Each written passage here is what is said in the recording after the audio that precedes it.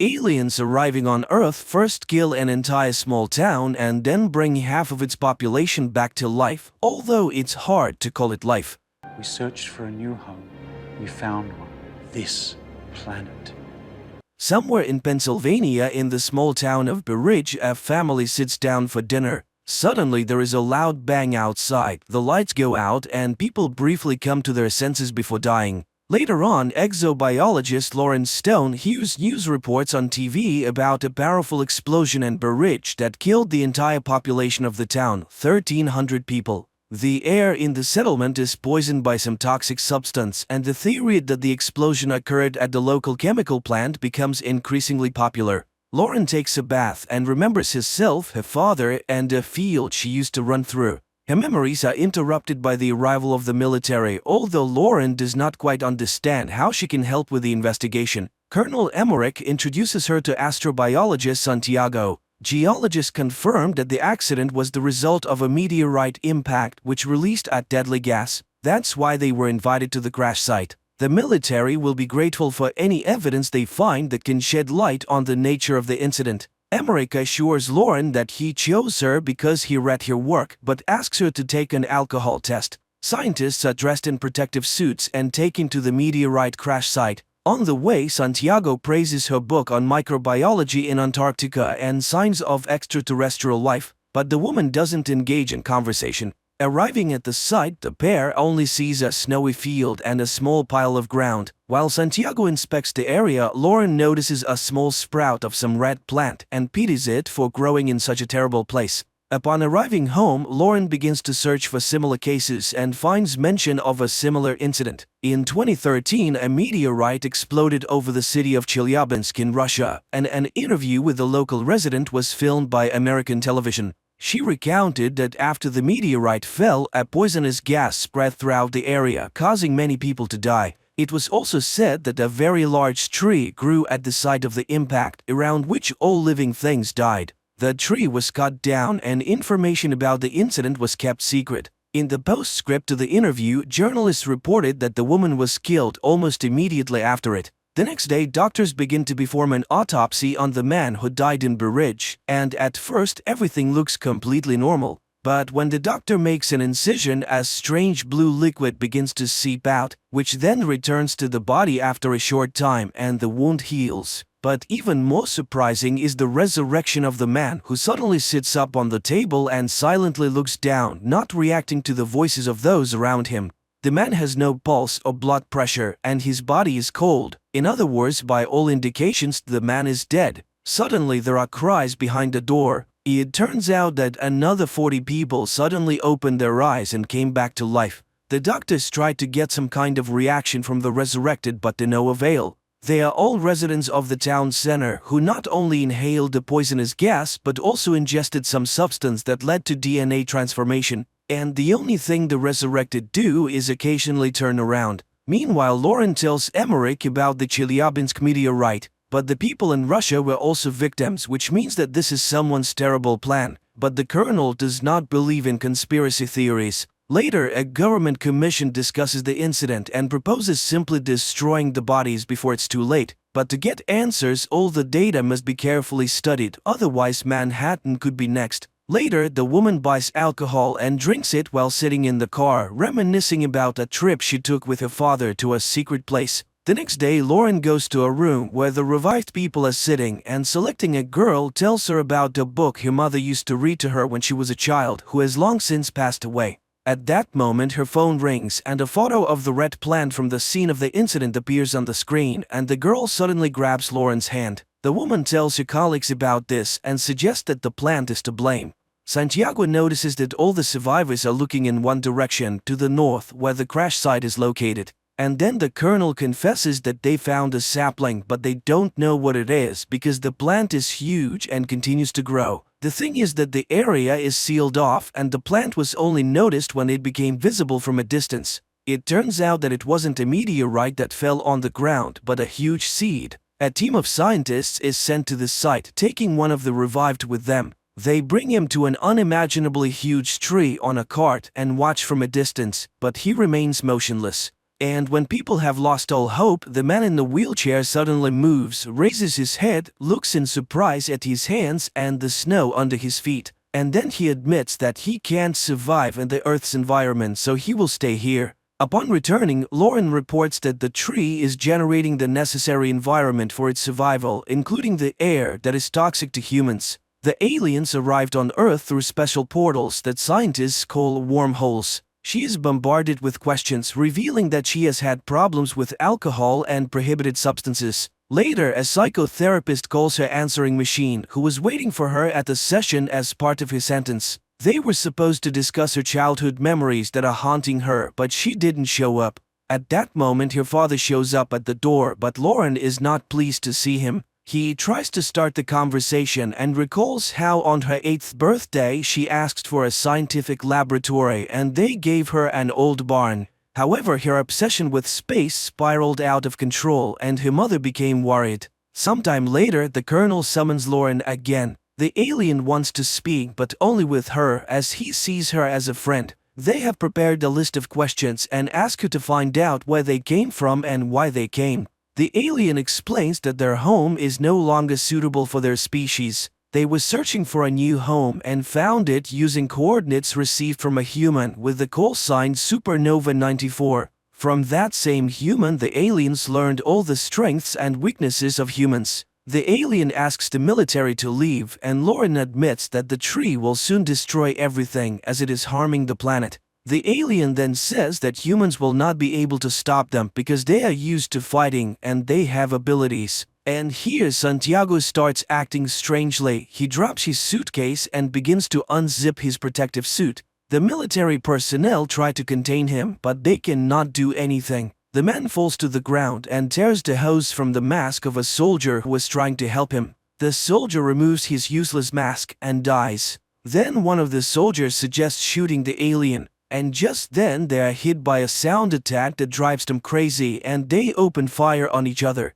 One of the survivors takes stunned Lauren away. Later, a fighter jet armed with missiles is sent to the tree. The pilots see a small figure of a person at the base of the tree and receive orders to attack the target. But suddenly an impenetrable dome covers the tree. The missiles explode, causing no harm to the tree. Meanwhile, the news reports that the FBI is searching for a person with the nickname Supernova 94 who seems to be responsible for the expansion. People around the world tell stories about strange sounds that occasionally come from unknown sources. In some places, smoke emerges from the ground, killing all living things. People pray day and night, and martial law has been imposed in many countries. The earth trembles, crops die, and vegetables rot in the ground. One day, Lauren goes to her father's house. But first she approaches the locked barn, which has a sign that reads Lauren's Laboratory. But after looking at the house, she walks away and heads towards the tree. For many years she has been tormented by the question of who or what she is.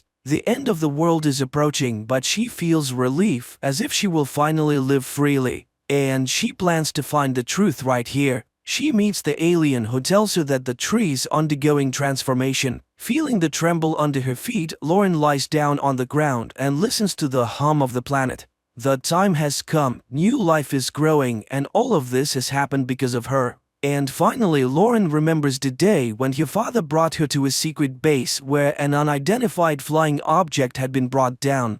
Her father left her to wait in the corridor. Bored, she wandered through the rooms, listening to her father being instructed about a powerful and hostile creature that had tried to plant something before it was shot down by the military. The girl found the sarcophagus containing the alien and reached out to the glass. Suddenly, the creature reached out and touched the glass from the other side. She screamed in terror, not understanding what strange thing was happening to her, causing her to lose consciousness. The frightened guard found her and took her to her father. But the girl looked healthy and left with her father. Only from that day on, Lauren hasn't been quite herself. She draws super complex designs of interstellar ships and writes incomprehensible formulas. At school, she constantly gets in trouble, skillfully manipulating not only her classmates but also her teachers, calling herself an alien who wants to go home. And one day, Lauren tunes a transmitter she has built and contacts a distant planet, taking the call sign Supernova 94.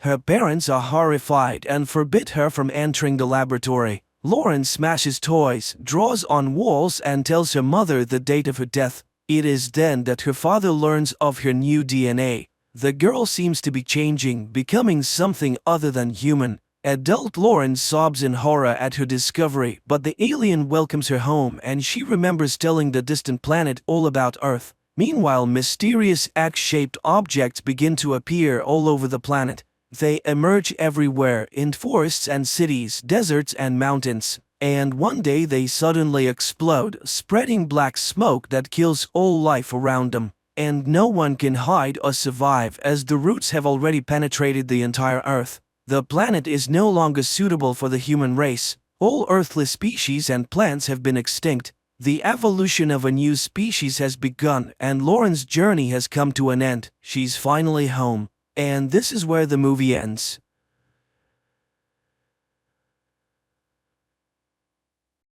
The next day, Faraday records a message to his wife. He explains that on Earth they would be called a family, and their children would be real children and not dolls. It seems as though he's beginning to understand what emotions are. Drones on Antea have no right to choose, but on Earth the range of choices is astounding. There can be dozens of varieties of just coffee. Even children can choose. Humans create rituals out of simple actions. For example, the ritual of family dining or talking to God. And during meals, people share their day's events. They also experience a sense of joy which Faraday wishes to experience with his wife. Each generation here produces a handful of great minds. Justin is one of them. The number of emotions experienced by people in a day is absurd. And everyone around Faraday lives in fear of some kind. The fear of failure leads Clay to meet with Finch. After a tough conversation, he still pleads for another week, as Faraday was almost done building the device. Faraday then continues to explain that on Earth, everyone has their own self, but on Antea, they're born either as knowers or drones. But here, everyone creates themselves. And people also believe in something higher, that is, in God. One day, Josiah suddenly cuts off a conversation about synthesis and leaves the table. And this marks the beginning of his changes. Then a man plays a jazz record explaining what it is and how it originated. While improvisation was inexplicable, Faraday tries to explain it to his wife. Meanwhile, Elizabeth tells Clay that the signal in the tornado came from somewhere in Southeast Asia. Also, the stewardess on the plane, Faraday, was posted about it afterwards. After seeing Clay off, Elizabeth calls someone on the phone and asks for a meeting.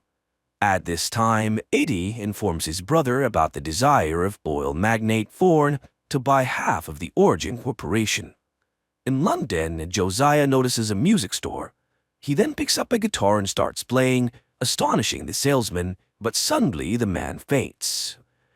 Justin finds him in the hospital, and although doctors were sure everything was fine, Faraday tells how Josiah was born in the Bahamas and turned his genius to music in his youth. But his wife left him after their daughter was born, and the alien confesses that she shared his DNA with the old man, which is now rewriting Josiah's human genome, and what he will turn into is unknown. Josiah then leaves the house and goes to a bridge. There he finds a wasp nest and stares at it for a long time, and upon returning home, starts writing an endless equation. The doctor arrives and announces that his blood oxygen level is elevated. Justin blames everything on Faraday, but suddenly, Faraday realizes that Josiah translated his daughter's equation into sound frequencies and wrote a song, the key to the synthesis process. He sets up a keyboard instrument in front of the device and asks Josiah to play its melody. Well, the man begins to play, and gradually, by changing frequencies and tempo, he manages to activate the device. Faraday joins him, and everything works out. That night, Elizabeth takes Josiah's medical chart from the doctor and reports of Clay about Faraday's successful experiment. Looking at the test results, she figures out that Newton is in Cambodia, where a cement bunker can be seen in the middle of the jungle. Clay informs Finch about this, and she forbids him to go there. But the agent sends a special force team to Cambodia. The soldiers enter the building, which turns out to be empty, but inside they find unknown plants whose dust kills them. Clay watches this in horror through a mirror screen. Meanwhile, Molly asks her family to help her with an assignment and create a family tree. But they have no photos, so Faraday draws a very similar family portrait to which Molly asks to add him. At this time, Hutch and Eddie attend the presentation of the new oncology center of the Magni, born because Eddie is obsessed with the idea of using it to protect against the CIA. Clay's people try to understand what happened in the bunker of Cambodia, and Elizabeth finds power lines laid out of the bunker, but can't yet track exactly where.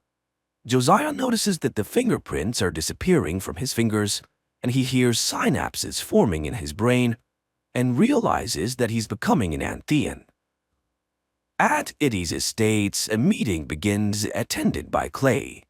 Justin realizes that he is not a scientist at all and starts suspecting that something is not right.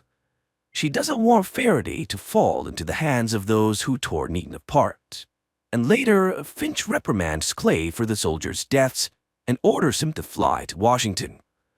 Realizing that their work could be blocked by the CIA, Justin leaves, and Faraday activates the system, calling Newton to start asking questions. He doesn't understand why the launch was delayed, as it's fatal for Antea. Newton, impressed with his rebirth, advises learning to lie. To outsmart the CIA, he must make himself a legend, as Fame cannot be killed. Newton disconnects, and Elizabeth, rushing into the laboratory, fails to see anything.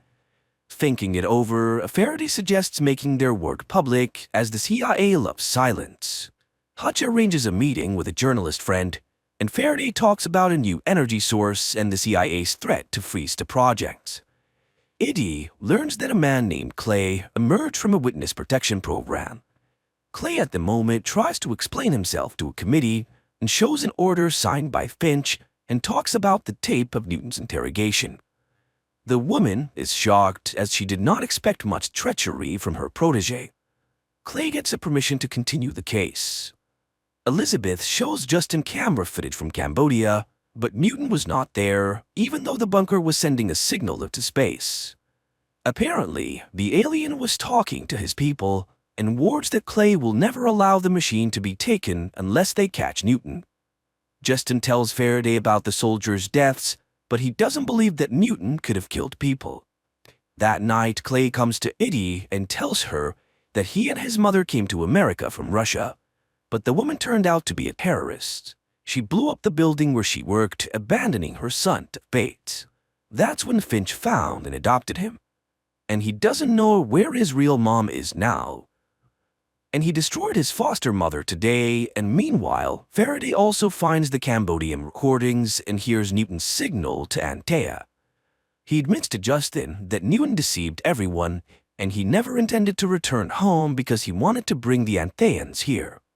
But he, Faraday, promises to do everything to save Earth. Newton transmits the signals intercepted by the CIA, but they cannot decrypt them. Justin is sure that the machine will still be taken, so she asks her friend to take Molly away. They then rush to the laboratory, and Elizabeth immediately reports this to Clay. Faraday dismantles the machine, gives the core to Justin, orders her and Josiah to leave, and stays in the laboratory. The pair barely manage to avoid Clay and his henchmen, and agents burst into the laboratory where they are met by Faraday. But after driving away, Justin decides to return for the alien, and in the laboratory, Faraday, seeing the agents, detonates a gas cylinder. Later, a stunned Clay sees Josiah carrying Faraday away, but is unable to stop it. Faraday regains consciousness and names Mary's phone number. Justin calls her and drives to the monastery. The sister immediately orders the preparation of the operating room and instructs to hide the device. It turns out that Faraday lost a lot of blood, but first the bullet must be removed. When Mary cuts the skin, strange tentacles jump out of the alien's body, frightening the sisters. But Mary assures them that he is an angel.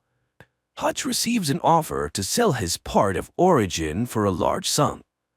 Although he doesn't understand why Magnate Thorn would want a blown-up laboratory, he agrees.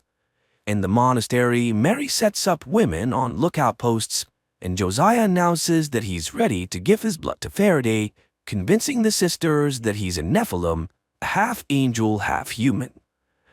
Clay's people search Justin's house, and Elizabeth finds a clue but reports it to her mysterious contacts. At the time in the monastery, Mary confesses to Justin that she got Newton addicted to alcohol, thus ruining his life. Therefore, she asks Justin to do everything to save Faraday as she loves him, although she doesn't yet realize it. In the meantime, Clay's assistant traces a call from Justin and the agents and learns their location. Mary begins a blood transfusion operation from Josiah to Faraday. Clay's agents rush to the monastery, while Elizabeth warns someone that the alien has been found. Meanwhile, to buy time to complete the operation, the sisters and Mary arm themselves and fend off against the agents. A shootout begins, and Clay demands the surrender of the alien, but the sisters stand their ground. However, they run out of bullets, and Mary orders everyone to run while she kneels at the altar. There, Clay finds her, and the woman asks him to say his real name, and he admits that he is Ivan. But the nun corrects him, as his real name is Judas, and the agent shoots her. Hearing the shot, Justin goes into the room and encounters Clay. He orders Faraday, Justin, and the device to be taken, leaving the old man behind. Mary regains consciousness and crawls to the operating room with her last strength. She reaches Josiah's hand and dies happily. Justin's friend and Molly fall into the hands of unknown people. At the same time, Elizabeth warns Clay that they don't have the algorithm to activate the core, and he reports that he has interrogation experience. The alien and Justin are brought to a demolished laboratory and tied to chairs.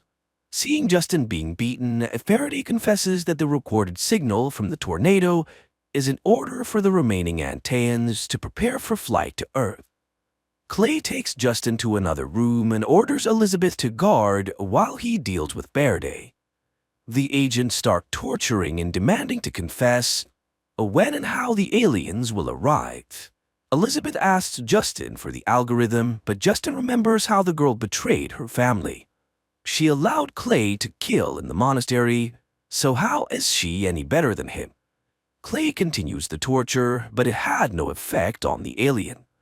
And instead, Faraday manages to enrage Clay, claiming that it was Finch who used him and not the other way around.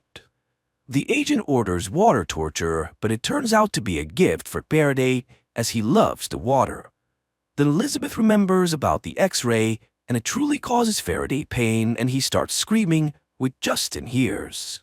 Suddenly, Watt appears before Faraday and advises him to make something up for Clay.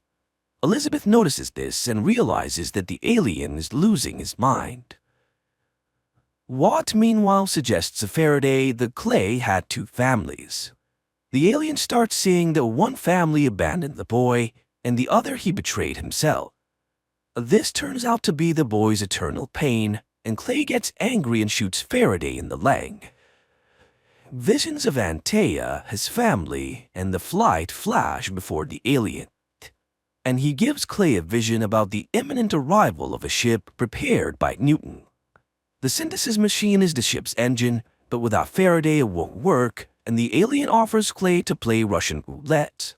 And this is because he can entrust synthesis only to someone who won't hesitate to sacrifice themselves for progress.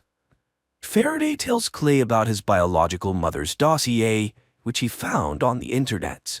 He'll say where she is if Clay loads a bullet, spins the chamber, and pulls the trigger. The agent will have a chance to ask 5 questions, and if he survives, Faraday will give him the synthesis. The agent agrees to the terms, and they start the game of Russian roulette. Clay asks about the world of Antea. Faraday tells, and the agent pulls the trigger, and he survives. Finally, they get to the main question for Clay about his mother, and the alien confesses that everything with his biological mother was planned and executed by Finch. She was part of a team working on Newton, and she deliberately deprived the boy of his family and took away his name.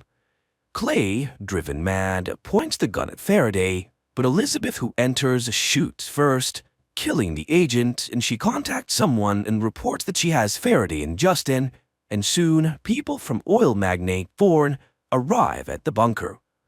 Molly has been with them for a long time and is safe, and Josiah is also alive, but his illness has returned. All of them are now under Thorne's protection as he sees the future in synthesis. The people are taken to meet the magnate, and in a vine-covered cave where Buddhist monks sit on the floor, they meet Newton. Faraday recalls how on Antea the knowers took seeds from him that was supposed to sprout on Earth. In the present, Faraday expresses outrage over his dissection, but Newton draws attention to the surrounding vegetation. He had given the monks Antea seeds in exchange for shelter and permission to observe their prayers. This area is a complete magnetic anomaly, which is why satellites see nothing and the CIA cannot find him. Therefore, no one could spot the huge spaceship that Newton built. He shows the ship to Faraday, who realizes that only the knowers should come to Earth. Faraday is shocked because it was the knowers who made all the decisions that led to Antea's demise, and the drones just followed their orders. But now it's the knowers who must perish. Justin also realizes that after the arrival of the knowers, humans will become drones, and after all, the reborn Josiah stopped experiencing emotions and began to prioritize efficiency over love. Newton insists that only the merging of races will give Earth a chance to survive, but Justin is adamantly against it. She refuses to unlock the device algorithm, which she altered before fleeing the laboratory. She leaves and Newton forces his student to learn the algorithm, as he's destined to be the one who will greet the aliens on Earth and prevent their killing. This is because he will become a legend after becoming the head of the Origin Corporation. Faraday demands to take his family on the ship, but Newton advises forgetting about them and staying Justin. He doesn't want to see drones on Earth. Faraday was wrongly classified as a servant because he always asks questions. Faraday finds Justin, who's disappointed in him, and demands to be taken home, but he couldn't do that until he learns the algorithm. He confesses that it was she and her family who taught him to love. Justin gives in and goes home, and they again live in their old house. Josiah's illness has returned, and the woman is disappointed, but her father reminds her of faith, which will help them endure everything. 3 months later, Elizabeth visits Justin, and the woman confesses that she betrayed them for money. But now the CIA will take revenge on her and sooner or later kill her. But before that, they will take Faraday, and Elizabeth gives her cross to Justin and asks her for forgiveness, and Justin reveals to her Thorne's identity. Later, she accidentally finds Faraday's device, which alerts her to an approaching tornado. Justin follows its directions and enters the hurricane's eye. Meanwhile, news reports broadcast a man ready to share a new type of energy with the world. In the evening, in a huge theater, Faraday appears on stage and he begins to talk about everything that happened. Simultaneously, agents head to Justin and Hutch's home. At the theater, a sniper targets Faraday, but he pulls out the synthesis box, forcing the sniper to stop. Faraday is brought to Finch, and he refuses to answer until he sees Justin and Hutch. Although Finch is sure that she is one, the couple is brought in. Then Faraday reminds them that the controlling stake in the new enterprise now belongs to Justin and Hutch, and without their consent, no one can do anything with the device. Faraday will fly to Antea and bring back the remaining people of his planet to Earth. Finch threatens all three with imprisonment, and in response, Faraday announces that in 12 hours, the blueprints for quantum synthesis will appear on the internet, and people will get it for free, and the USA will no longer be the world's owner. Finch threatens Justin's family, but Justin reminds her that against the system is the entire population of Earth, and now the CIA will have to worry about their safety. Later, Faraday comes to Newton, who admits that he's proud of him. Later, Faraday visits Josiah to return his hat and thank him for showing him his paternal love. He says goodbye to Molly, teaching her Antean gestures, and she gives him a logo figurine. The hardest moment for him arrives saying goodbye to Justin, and he will bring his family there, although they might not recognize him now. But the woman is sure that everything will be as it should be. Faraday prepares for departure, while Molly and Justin plant Anthea seeds near their house. And at night, they watch the launch from a distant star. At times very naive, at times deep and subtle, with philosophy, with reflections on family values, but overall, lovers of science fiction should really enjoy it.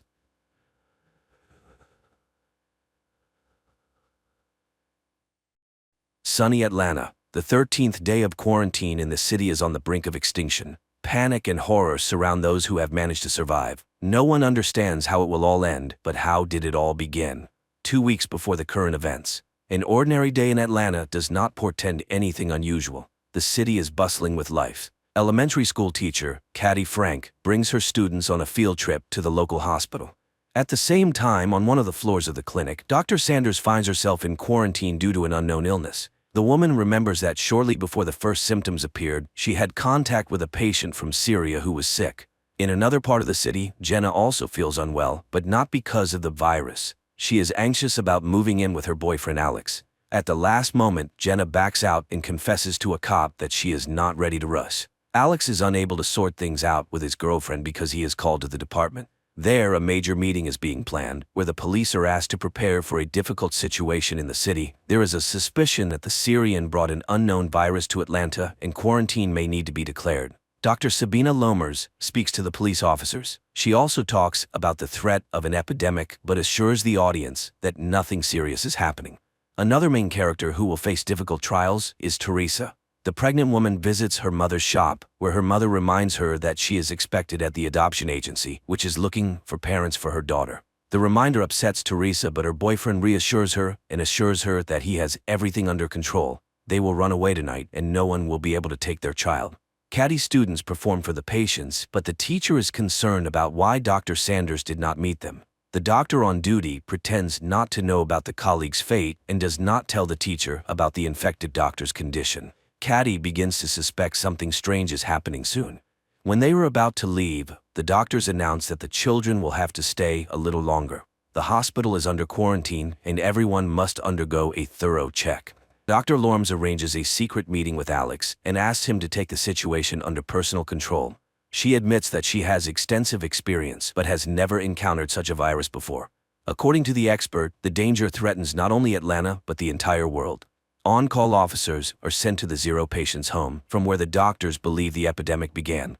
Cops protect themselves as much as possible with shields and gloves and convince the patient's relatives that they should also take safety measures. The boy is in serious condition and is taken to the hospital despite his attempt to escape.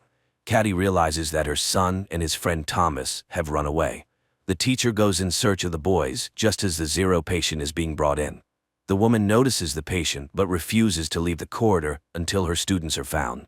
Officer Jake Riley volunteers to help Caddy. Together they search for the missing boys, and the pair witnesses an even more terrifying sight: the bodies of Dr. Sanders and her fiancé. Fresh news reports indicate that the situation has worsened. The Zero patient died after a severe period. The cops also learn about what happened to Dr. Sanders. But more frightening to the police is the fact that all the emigrants' relatives were also infected.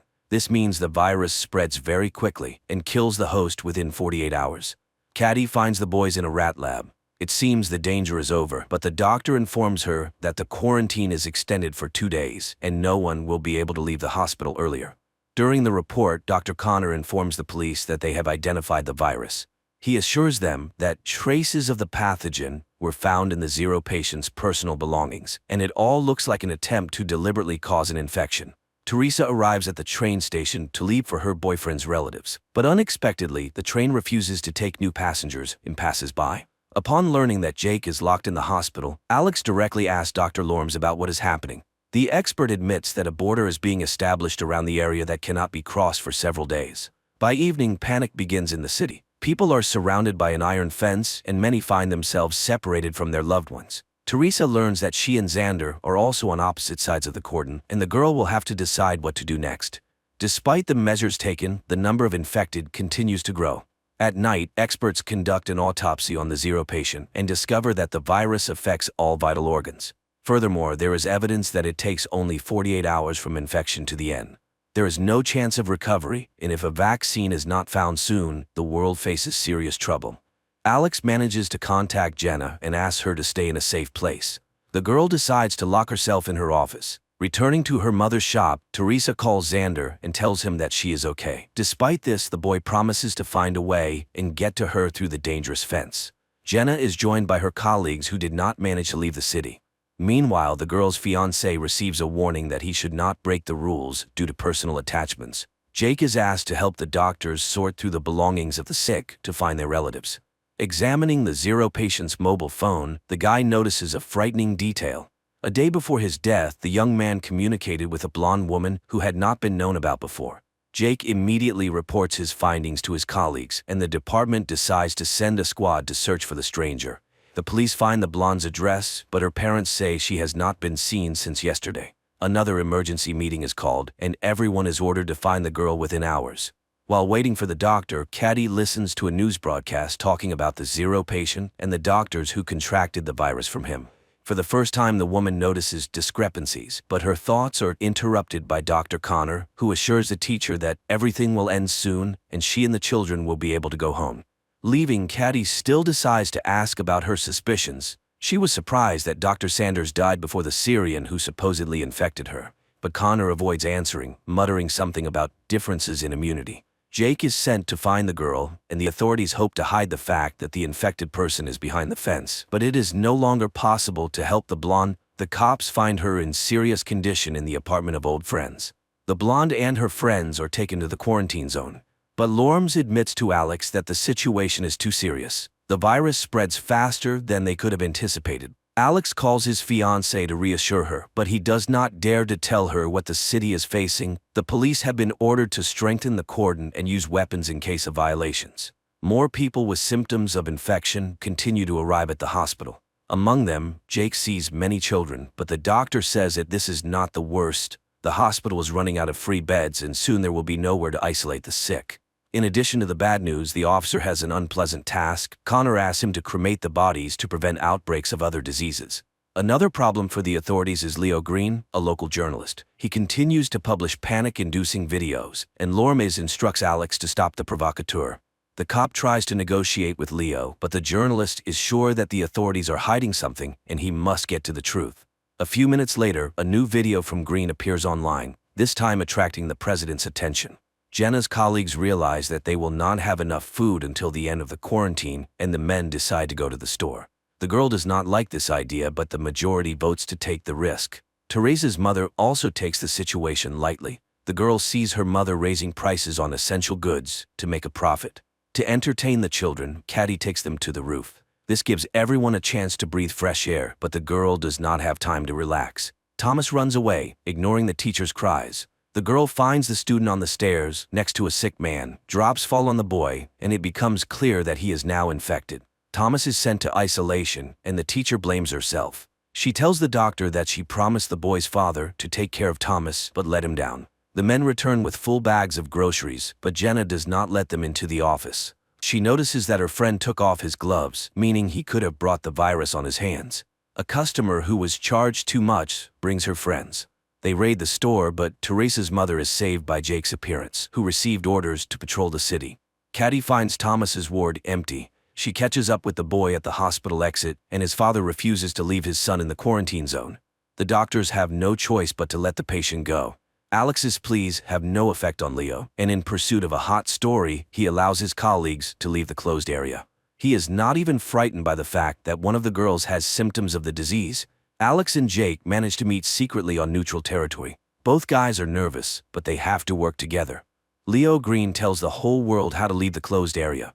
The police have to hold back the crowd while workers cut the ladder. This leads to serious riots, and the cops have to open fire to kill. To prevent such incidents, the government shuts down the internet and phone communication, depriving everyone of the only joy, talking to each other. Caddy accidentally enters a closed room and learns the truth about the number of victims. Among them are her students. At the same time, Jenna also tries to get to the truth, and she assembles a radio phone to call Alex. The girl has to climb to the roof to get the antenna, where she meets Sam, a technician who hid on the roof to avoid infection. Alex changes partners and goes on night duty. In the middle of the night, he notices an intruder and asks him to stop. The criminal turns out to be Xander, who is trying to enter the danger zone to his fiancée, but the cop does not let him do it and pulls the trigger. The bullet turns out to be rubber, and Xander is simply taken to the hospital. The officer visits him and apologizes, but warns that he will do the same thing next time. Leo decides to take advantage of this. He is preparing a scandalous report about the abuse of power. The store is visited by robbers again, but this time Teresa is also in danger. However, unexpectedly, the women are saved by another gang planning to profit from the quarantine. By the end of the day, Xander's ward is empty. The nurse says he left with Leo Green, but Alex does not have time to stop them. The duty officer reports that the guy has entered the infection zone. Dr. Connor shows Jake the rats that were injected with the medicine. Unfortunately, right before the cop's eyes, the animal passes out, and the hope for a quick rescue disappears. Jenna manages to call Alex, but the call lasts only a few seconds. The girl does not have time to learn anything. Leo accidentally learns about the call. He again hints to the officer that he has taken the wrong side and should think about what is happening. In gratitude for his help, Leo asks Xander to visit his friends and record a video message with them. The guy completes the task and throws the flash drive over the wall, but on it, the journalist finds evidence that his friends are no longer alive. After this, Xander finally finds his fiancée, but raiders block his way. The general panic is compounded by a new problem: hunger. People's food supplies begin to run out, and the government is forced to find a solution. Walking down the corridor with her son, Caddy meets an old man who supplies the hospital with lab rats. The woman notices another inconsistency. She saw Bert with the rodents before the quarantine, but he assures her that this is not the case. Lammers asks Alex to organize food delivery to the danger zone. The policeman asks for time to prepare, but is refused. He must do it by tomorrow without explanation. Alex has to ask Jake for help. The guy is also not thrilled with the idea, but they have no other choice. Early in the morning, the loading begins, and hundreds of people come to get their rations. The gang from the store also gathers for the distribution, and the leader orders Xander to go with them to stay clean. Jenna goes outside for the first time in many days to get some food. She approaches the distribution center, but a gangster car passes by, making her uneasy. Jake recognizes his friend and gives her a ration without a cue. He also hands her Alex's keys and asks her to hold on, as everything should end soon. Constantly thinking about the epidemic and inconsistencies, Caddy again turns to the doctor with questions, but he is clearly not willing to talk about it. The doctor assures the teacher that he knows no more about the virus than she does. The humanitarian point is surrounded by the store gang. There are many more bandits, and they take the food boxes to sell them to hungry people later.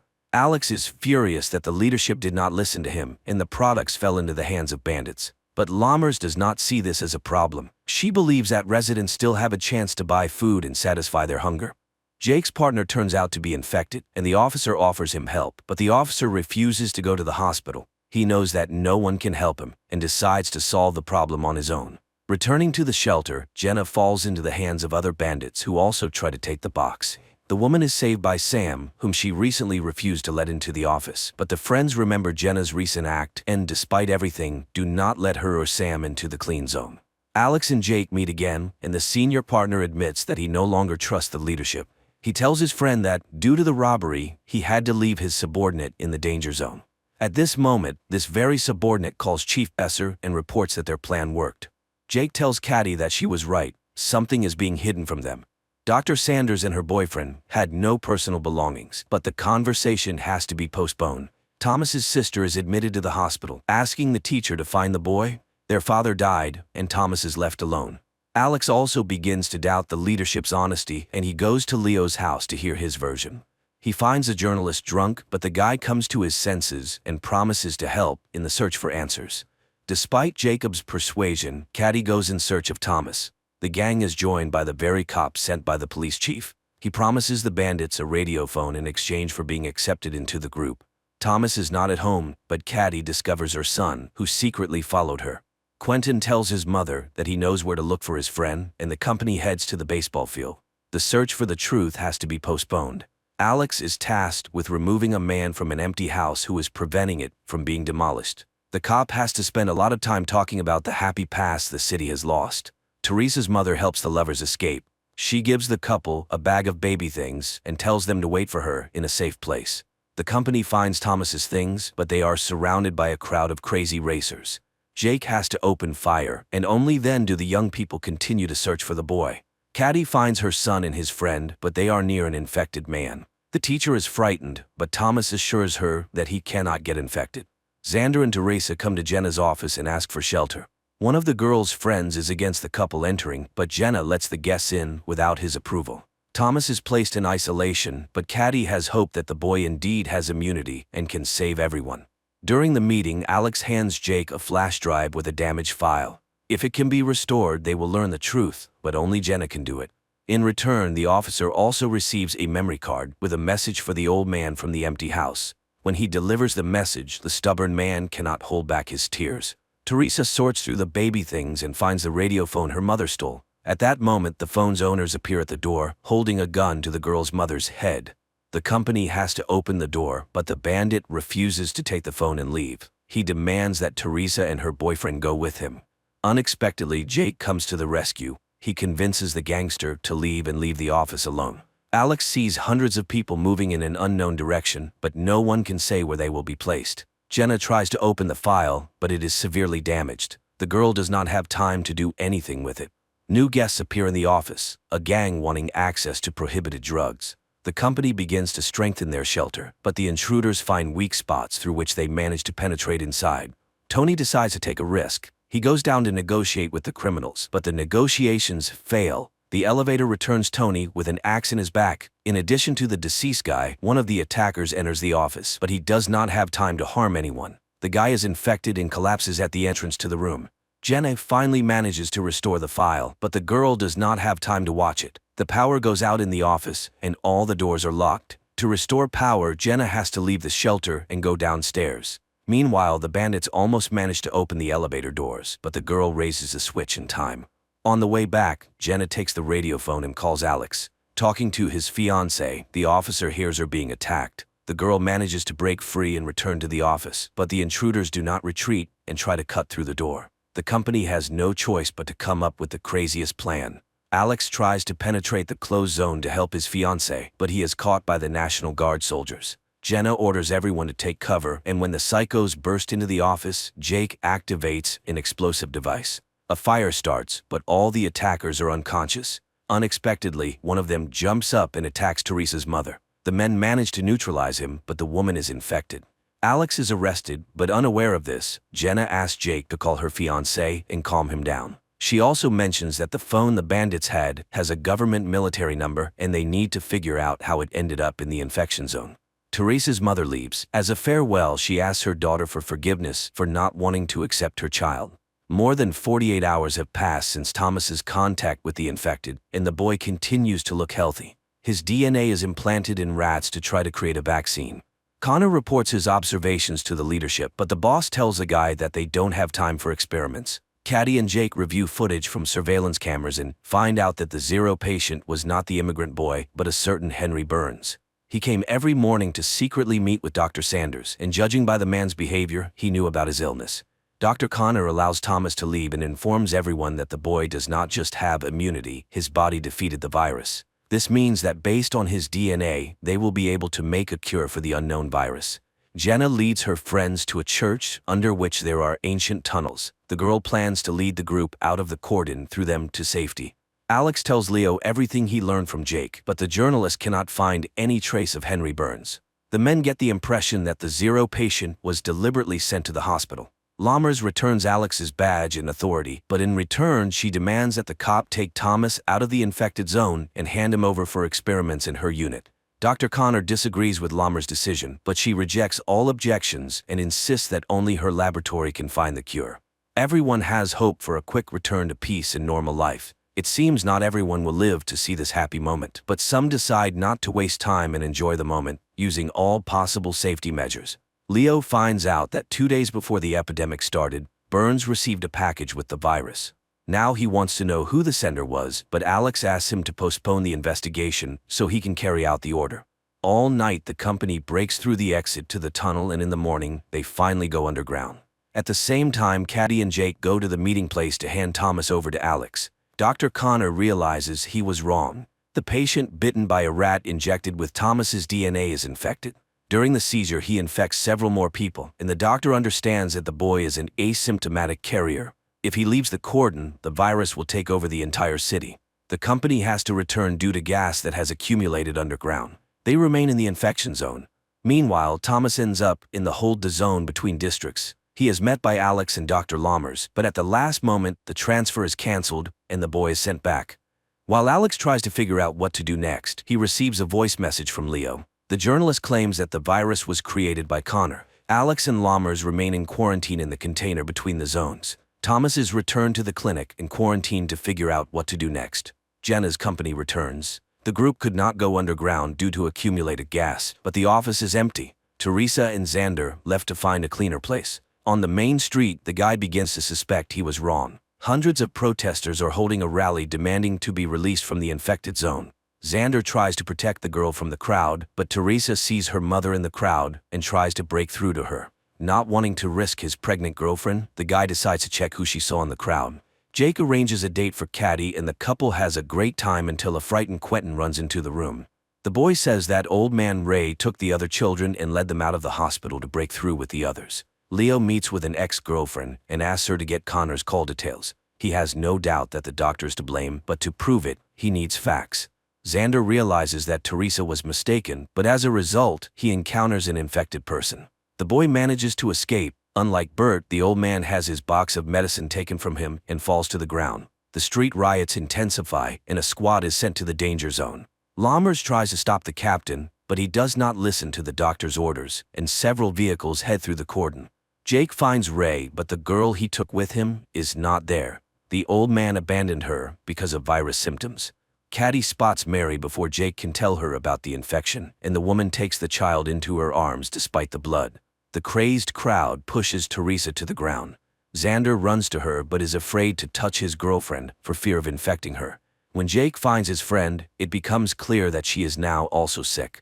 Caddy realizes this from her boyfriend's look and upon returning to the hospital, tries to wash off all traces of the infection. Leo gets the information he needs, but it does not match his assumptions. Moreover, his friend tells the journalist that Burns called someone on an encrypted phone that only high-ranking officials can have that day. Susie, Jenna's friend, confesses that she is expecting a baby. Going for a test to check this, Jenna meets Xander and Teresa, who stayed on the street after the riot. Caddy ends up in isolation, and Jake tries to support her, but the girl's nerves can no longer withstand it. After 48 hours, Dr. Lammers and Alex are released from the container. There are only 8 hours left until the end of Caddy's quarantine. At the same time, Teresa's baby is about to be born. Alex visits Leo and finds out that on the day of the infection, Burns did not call Connor, but Lammers. There is no doubt that she started the epidemic for some personal purpose. Dr. Connor conducts his first round after leaving isolation. When he reaches Caddy, he admits that he cannot release her. The onset of symptoms has increased, and 48 hours is no longer a guarantee of health. The soldiers who participated in stopping the riot were infected. Lammers reports this to the journalists, but she promises to find a cure and save the country. At Alex's request, Jake inspects the apartment of Leo's friends, who were also investigating.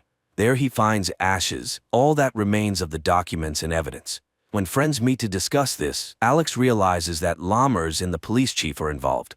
Dennis, the father of Susan's child, returns to the office, but the man shows signs of infection on his face, and the company refuses to let him in.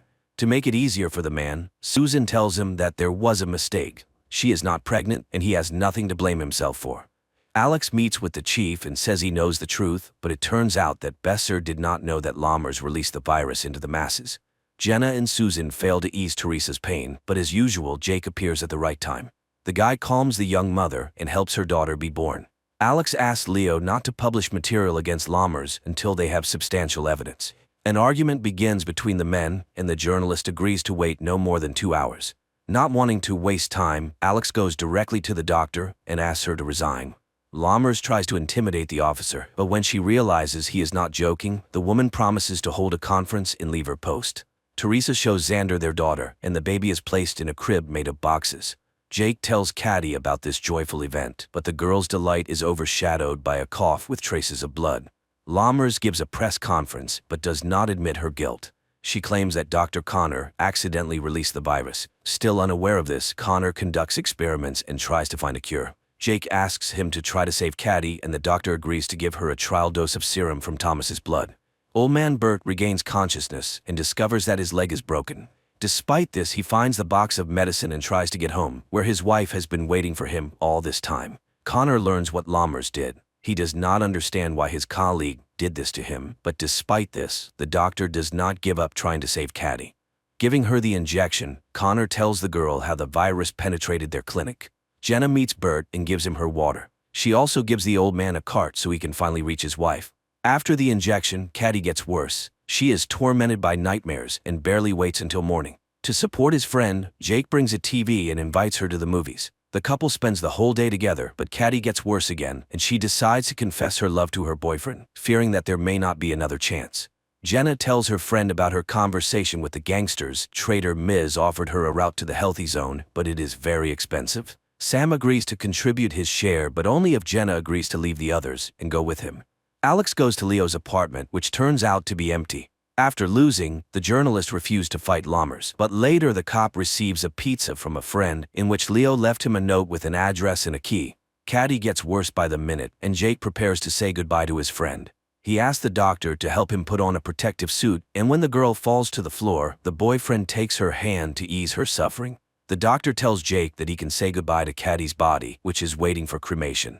For the first time since their acquaintance, the guy manages to touch his friend's face without gloves. Jenna tells her friends about the opportunity to leave and suggests finding the money.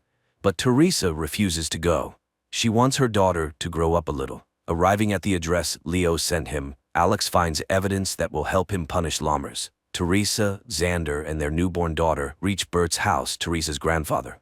The young mother plans to stay at her relative's house until the end of quarantine, but seeing the empty shelves, Xander insists that they must run. Alex learns about a certain Catherine Hops, whose son was connected with Lammers. From her, the man learns the address of the laboratory and heads there. While Dr. Connor tries to create a cure, news about him spreads throughout the zone. A gang breaks into the clinic wanting to punish the doctor, but Jake convinces them that he needs to be protected to be the first to get the vaccine.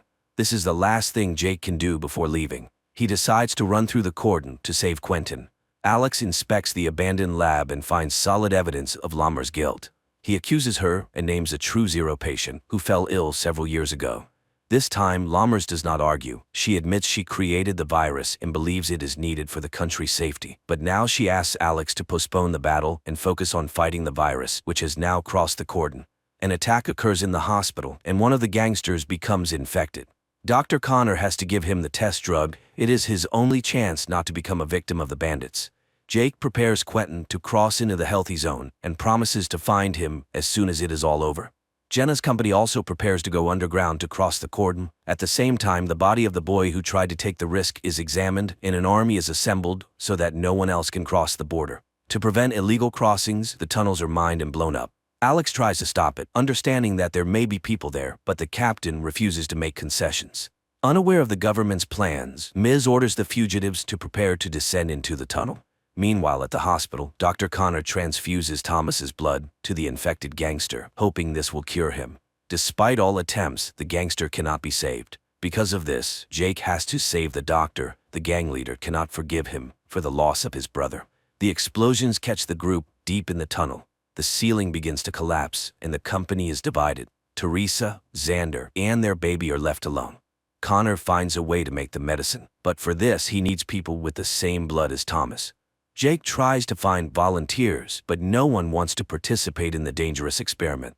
Then the guy prepares a speech in which he names all the dead. For their sake, Jake asks people to get tested and, in case of a match, become donors. Miz leads the group to a dead end, but the guide does not give up and looks for new exits. Alex learns about this and asks Lammers to stop the explosions and bring people to the surface. As an exception, Lammers promises the officer 1 hour. After that, all tunnels will be destroyed. Jake's words convince people and they gather to get tested. Xander takes his family to Teresa's mother's store and the girl decides to stay there until the end.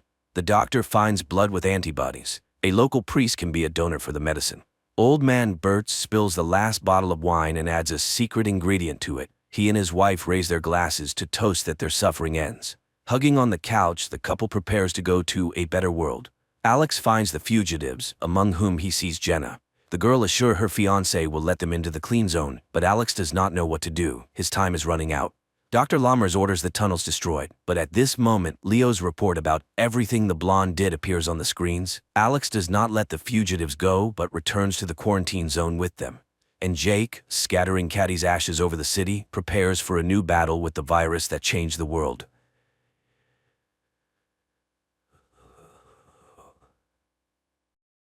Many years ago, humanity did indeed colonize Mars, where cities and villages were built, and Nikolai established a whole farm where he operates with his family and helper robots.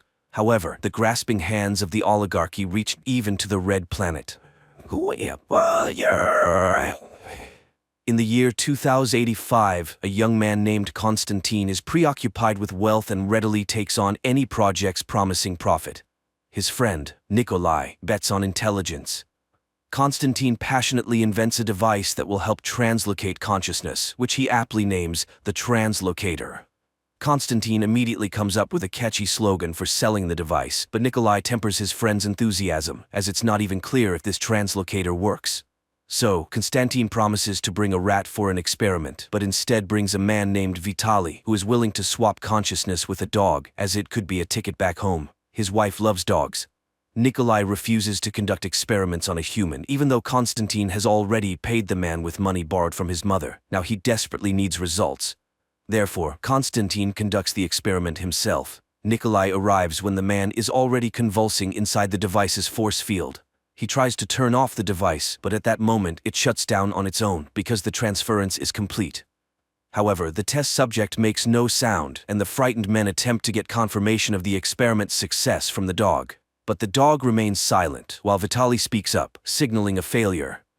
The two men react differently to the failure. Konstantin is ashamed that at the age of 25, he's still asking for money from his mother. Meanwhile, Nikolai suggests starting a company with the slogan, "A robot in every home," and producing affordable helpers for every citizen. And if that doesn't work out, he plans to buy land on Mars and establish a farm there. 15 years later, Nikolai enjoys family life on Mars and manages his robotic farm. He films reports about his farm, showcasing the dairy products he's obtained through hard work, and introduces his helpers, robots, Glasha, Stepan, and Valera. The sentient tractor, Mitya, gets upset with his forgetful owner, but Nikolai quickly rectifies the situation and waves at him. Nikolai also has a favorite hobby, breeding copters, which greatly annoys his wife Nadezhda, as he spends a lot of money on his pastime.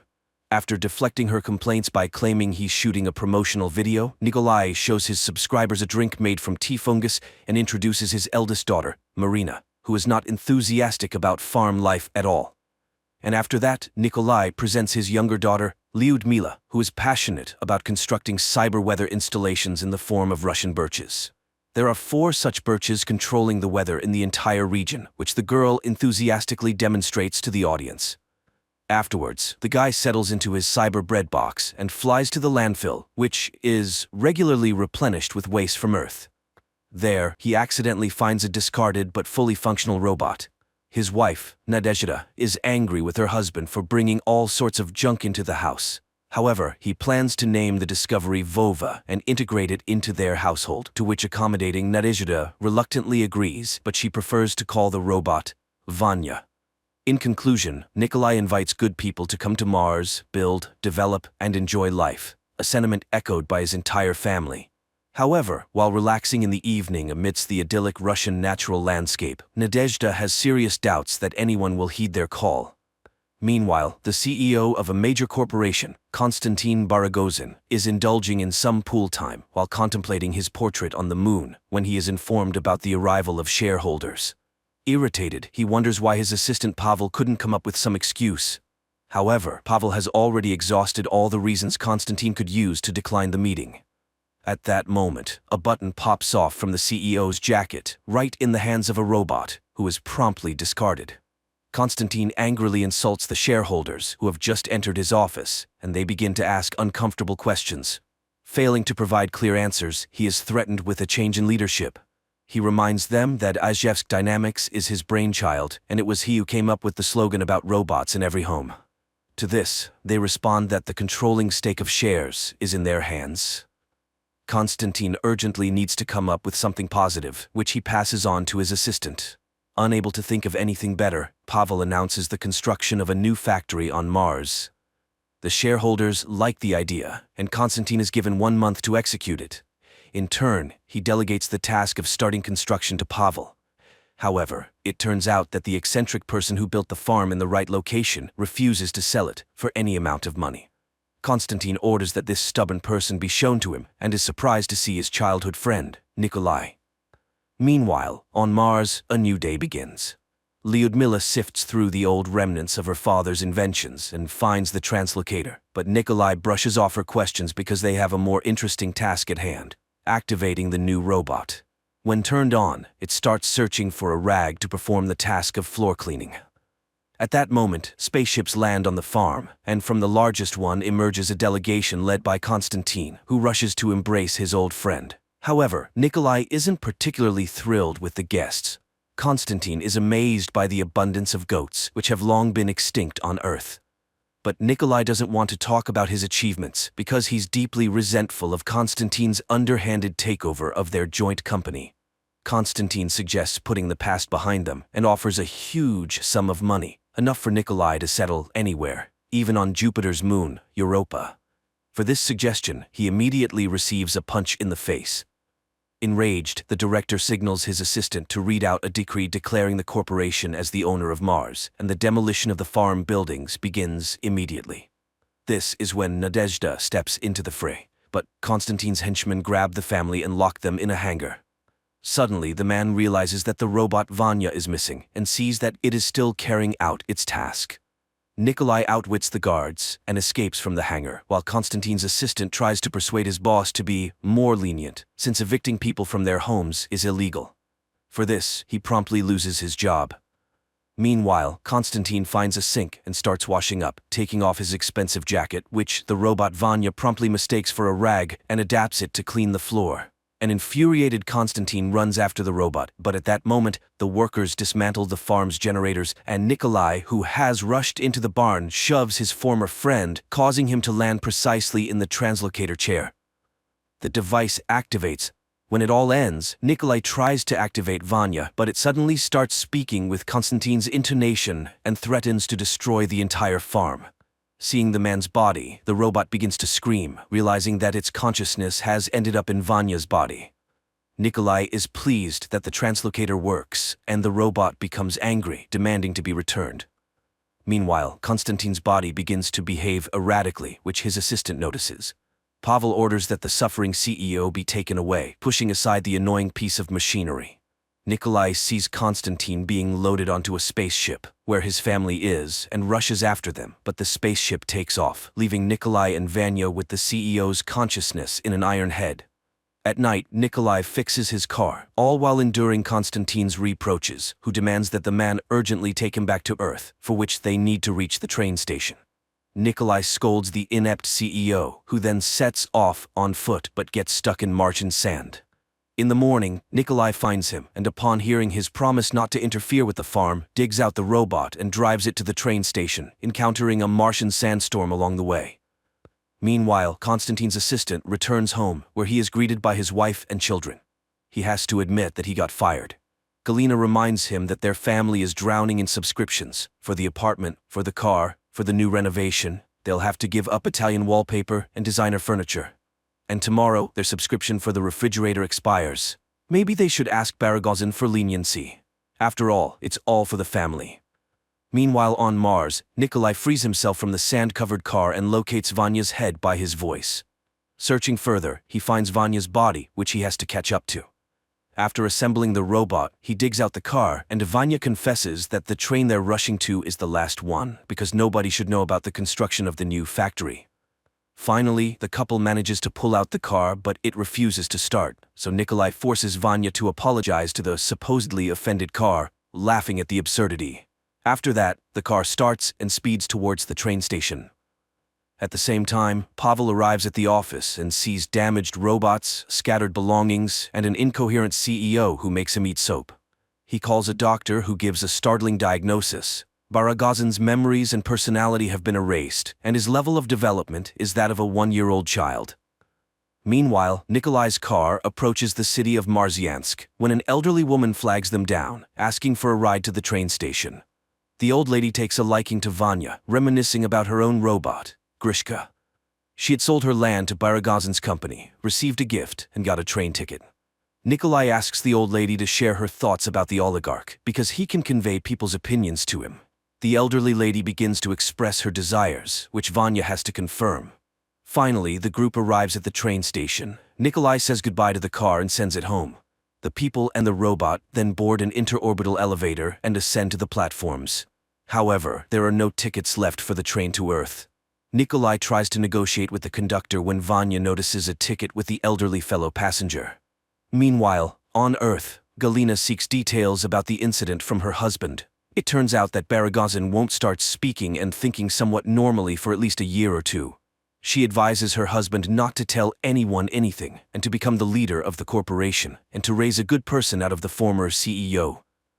Pavel disagrees and the woman speaks and he pauses her. He works to fulfill all her wishes, but she's putting pressure on him. However, in reality, she's just a hologram, just like the children she made him subscribe to, even though they don't even resemble him. After expressing all his grievances, the man unpauses Galina, who, upon realizing that he had paused her, becomes furious with accusations, as he doesn't even understand what it's like. She's not doing it for herself but wants to make him successful and wealthy. He deserves it, after all. Pavel asks her to reduce the vanilla quotes option, and the hologram complies with his wishes but continues to pressure her husband. Meanwhile, Vanya brings a ticket to Nikolai, and the couple boards the train. But then, the man sees the elderly lady from earlier outside the window who can't find her ticket, and realizes where the robot got it. Vanya, pretending to be Konstantin, promises to send a shuttle for the old lady when they reach Earth, but Nikolai knows the true value of his promises. He demands that the robot apologize, return the ticket, and put the grandmother on the train. Vanya literally tosses the old lady into a moving car when the grandmother standing on the platform addresses them. It turns out that Vanya put a completely different grandmother in the car.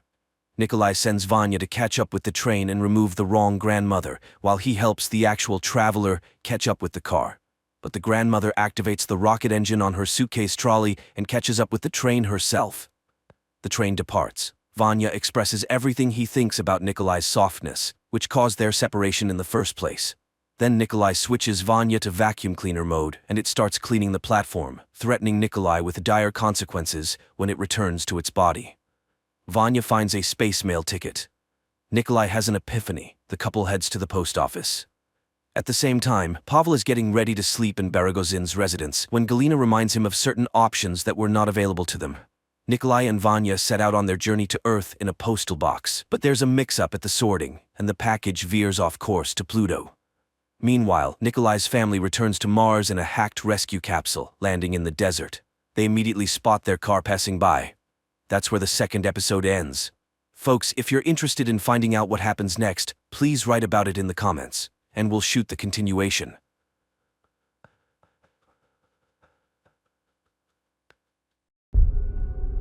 I can make you very special. Hundreds of years ago, people completely exhausted the planet's resources, leading to a total degradation of the population. The best scientists took it upon themselves to save the dying world. A renewable energy source was found. However, the greatest danger remained humanity itself. Differences led to divisions between the best and the worst. It was then decided to improve humans as a species. On their 16th birthday, everyone undergoes a procedure that makes them physically perfect. No longer does anyone need to envy others or prove their superiority. Tally is one of those waiting for that day.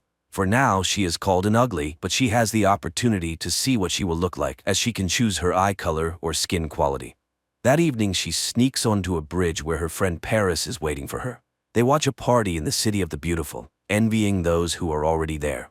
Paris is 3 months older than Tally, and tomorrow he will undergo the operation and move to the city.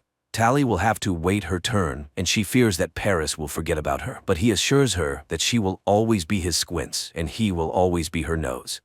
He arranges to meet her in a month. The next day, the students gather in the main hall to greet those whose time has come. Dr. Cable talks about all the advantages of being beautiful and calls forward the future beauties. Paris says goodbye to Tally, and a girl named Shay, sitting next to her, notices this. In the evening, Tally returns to her room and remembers how she and Paris met when they arrived at school. He called himself Nose and she called herself Squints. One day the boy hurt his hand and the girl intentionally cut her palm. From that moment on, they shared a mark of ugliness, a scar on their palms, and the belief that they were perfect for each other. The next morning in class, Tally talks about the white tiger orchid, which supplies energy to the cities and decorates the fields. That evening, she undergoes the mandatory scan for her future transformation, where she chooses gold for her eye color and dreams of reuniting with Paris, from whom there has been no news. The day of the arranged meeting arrives. The girl sneaks onto the bridge, but knows is not there. Tally decides to sneak into the City of Joy. She reaches the outskirts, where a party is in full swing. Suddenly, a mask falls from above, allowing its owner to change their clothing. Tally puts it on, selects a dress, and heads out to search for her friend in streets filled with lights, laughter, music, and celebration. Miraculously, she finds Paris, who barely recognizes her. Even the scar on his hand is gone, though he swore he wouldn't remove it. It turns out that after the transformation, an ugly person's life becomes entirely different, where an eternal friendship oath no longer matters. Tally removes the mask to remind him of herself, but immediately becomes an unwanted presence. She runs, grabbing a rescue vest on her way. Realizing she is about to be caught, Tally jumps from a skyscraper. The vest saves her, and she manages to reach the bridge, but she is pursued, and just as she is about to be caught, Shay arrives to rescue her on her hoverboard. The girls immediately feel a kindred spirit. Tally shows Shay how to sneak into the locked kitchen and tells her that her meeting with Paris left her disappointed. One day, Shay suggests that Tally learn to ride the hoverboard and gives her a forbidden book to read. Tally learns that Shay told her friends about her jump with the rescue vest, and now she is the heroine of the entire campus, which could lead to her being denied the operation. But she continues with her lessons and masters the hoverboard. Later, the girls discuss beauty, and unexpectedly, Shay reveals that she doesn't want to change at all. For now, she takes Tally to a training ground where, choosing the most difficult track, she puts on a masterclass. After riding, Tally returns the book, in which she enjoyed the free flow of everything in the world, from natural seasons to relationships. Then Shay suggests that they both refuse the operation and escape with her to the smoke, a place where people live freely. She takes her friend to the edge of the school grounds, and after leaving their tracking rings on a branch, the girls fly into the wildlands. Crossing a river, they arrive at the ruins of an old city. Shay shows her the remnants of a roller coaster, lamenting that it is destroyed. She takes her friend to a tall building where they can call her friends from the wild world by lighting a signal fire. Shay explains that in the outside world, people work for themselves, love, and have children. There are even old people there. Everything is like in the book they read. Shay was planning to escape with her friend David when she saw Tally on the bridge and came to her rescue. She wants to read books and have hobbies because after the operation, a person no longer decides how to live. Tally doesn't understand this, as she has dreamed all her life of being beautiful. So Shay leaves her with a coated path to the smoke and departs with David, whose fire lights up on the neighboring rooftop. Tally returns to the city, where the day of her transformation soon arrives. Unexpectedly, instead of the operation, she is taken to Dr. Cable, who turns out to be well aware of her friendship with the missing Shay. She insists that David is holding Shay against her will, brainwashing her. And only after Tally finds Shay and returns her to the city will she be allowed to become beautiful. A distressed Tally returns to her room, where Paris visits her. He advises her to do as Dr. Cable asks, as it is the only way they can be together. Tally agrees. Dr. Cable explains that the residents of the smoke are planning to destroy the city and have developed a weapon that Tally must find and neutralize. She sets off, receiving a pendant to activate when she finds the weapon. Tally follows Shay's instructions, and after reaching the ruined roller coaster, rides it until she reaches an old railroad track. She camps in the forest for the night, lighting a fire, and unexpectedly finds charm in the surrounding nature. Later, she has to climb a steep cliff and cross the ruins on her hoverboard. The last stop is a white sea of orchids, where Tally settles in for the night. Meanwhile, Dr. Cable calls Paris and offers to further enhance him. That night, Tally wakes up surrounded by burning orchids. As she is about to lose consciousness, David finds her. He checks her over, discards the transmitters he finds, ignoring the pendant, which is not yet active, and takes her with him. However, the tracker informs Dr. Cable that Tally is in the right place. In the morning, David brings Tally to the smoke, where she reunites with Shay. However, the others find it strange that she managed to get there alone. Tally expresses her concern for Shay and believes she should return, but Shay has no intention of doing so and asks Tally to take a closer look at this way of life. The next day, Tally comes across a group of young people preparing for an expedition. It turns out that the fires are set by them because the orchids are toxic and drain nutrients from the soil, killing the planet. David offers her to join them and see the truth. The group flies on a mission aboard an ancient modified helicopter. From above, they see fields and forests destroyed by the orchids. Shay sets the plants on fire and a blaze erupts, suddenly revealing figures of people walking through the fire unharmed. Suddenly the helicopter shakes and Shay falls down.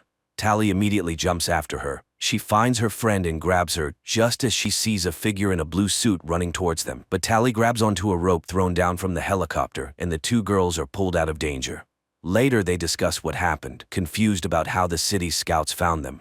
Tally feels guilty and torn, as after getting to know the inhabitants of the smoke better, she has started to think differently. Here everyone works but doesn't use money, they just trade. The elderly aren't a burden because they contribute in their own way. Most importantly, the people have chosen to be here. They melt down old iron and make useful things. When Tally asks about weapons, Shay simply shrugs, saying, "Why would we need them?" Tally joins in the work, and even though it's hard, she enjoys the process. In the evening, everyone gathers around the campfires where she is treated to natural foods. David tells the people that scouts have been spotted, meaning the city hasn't stopped pursuing them. While the smoke believes in controlling nature, the city has perfected controlling people. By focusing on appearance, people stop reading, learning, dreaming, and choosing who they want to become. That's why they are ready to defend their freedom. The next day, David teaches Tally how to shoot a bow, noticing the calluses on her hands, and gives her his gloves as a gift. At that moment, the flamethrowers arrive, having encountered scouts again. However, these are not typical beauties, but very fast and strong guys. Later, Shay notices the gloves and explains that in this world, things are different from the city. If a guy cares for a girl, it means she's important to him, so Tally has to make a choice. One day, Tally asks David about the weapons. He takes her to his parents. They reveal that they used to be plastic surgeons. It turns out these operations are not as safe as people believe. There were even fatalities. While studying these cases, David's father noticed changes in the brain of the beautiful, realizing that after the procedures, people's thinking became clouded and they experienced a false sense of happiness. But only Cable realized the secret was uncovered and they were removed from their work and their research results were confiscated. It became clear that the brain was being intentionally damaged to control people. David's parents were lucky to find themselves in a community of dissenters where they were given a medicine that helped them stay sane. That's why they fled and dedicated the rest of their lives to creating a cure. But one of the main components remained in the city. The serum is the weapon, though it's not yet completed. Once they obtain what's missing, they will need to test it on a person, but only if that person agrees. That night, Tally reflects on everything she's learned, takes off the pendant, and throws it into the fire, not realizing that by doing so, she activates it. She tells David what happened, but he reassures her that she has chosen the right path. He tells her she is beautiful and kisses her. The next morning, the city attacks the smoke. Men in blue suits trap the residents of the smoke in nets and gather them in the square. Tally holds back David, and they watch the events unfold from a distance. Cable interrogates David's parents, and when she gets no answers, she orders Paris to kill David's father. He reaches out and with one swift movement, snaps the man's neck. David rushes out, and together with his mother, they cry over his father's body. Paris sees Tally but doesn't touch her, while Cable thanks her for her cooperation, revealing her true mission. As Shay expresses her disgust towards her, David's mother secretly slips a vial of the medicine into her son's pocket. Tally breaks free, runs to David's house, and sets it on fire. In the chaos, David escapes into the forest. Tally, shooting her pursuer with a bow, also runs while the townspeople burn down the settlement and take its residents away. Later, Tally finds David and tells him that she didn't know the whole truth and the residents of the smoke paid the price. She is ready to help him get to the city and fix her mistake. She takes him to the school, introduces him to Shay's friends, and asks them for help. The young people start a rebellion, writing the words "Smoke Forever" above the city, diverting attention from the main goal. Taking advantage of this, Tally and David sneak into the laboratory. But to access the right level, the school ring is not enough. David takes it from a guard, and the pair find and free the residents of the smoke. But Shay has already been taken for the operation. Tally, David, and his mother rush after her, but it's too late. Shay has been turned into a beauty, and she really likes it. At that moment, Paris and Dr. Cable enter the laboratory, urging people to finally make a choice. All three step into the transformation booths, but just as the process begins, a helicopter flies overhead, and David's friend uses a flamethrower to melt the outer glass. The system collapses, Tally pulls Shay out, and while David's mother finds the necessary component for the medicine, they escape. The group makes it to the roof, where they are stopped by Paris. Tally tries to remind him of their friendship, but he reaches out, and David, remembering his father's death, attacks the handsome man. After a struggle, Paris dangles over a waterway, and at the last moment he recognizes Tally, but he slips and falls down. David leads Tally away.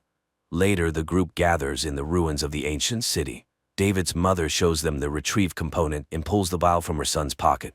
The medicine is finally ready, but Shay refuses to be the test subject, as she loves being beautiful. So Tally volunteers to return to the city, undergo the procedure, and then become a volunteer. It's very risky, but she is confident in her strength. Sometime later, the beautiful Tally admires the city and, when asked by the system, assures it that she is completely happy being perfect. The movie raises more questions than it answers. The city's motivation is unclear, as the beauties produce nothing but self-admiration, and the danger posed by the smoke isn't fully explained. But the visuals allow viewers to simply enjoy the beautiful scenes, forgetting about the absurdities of the plot.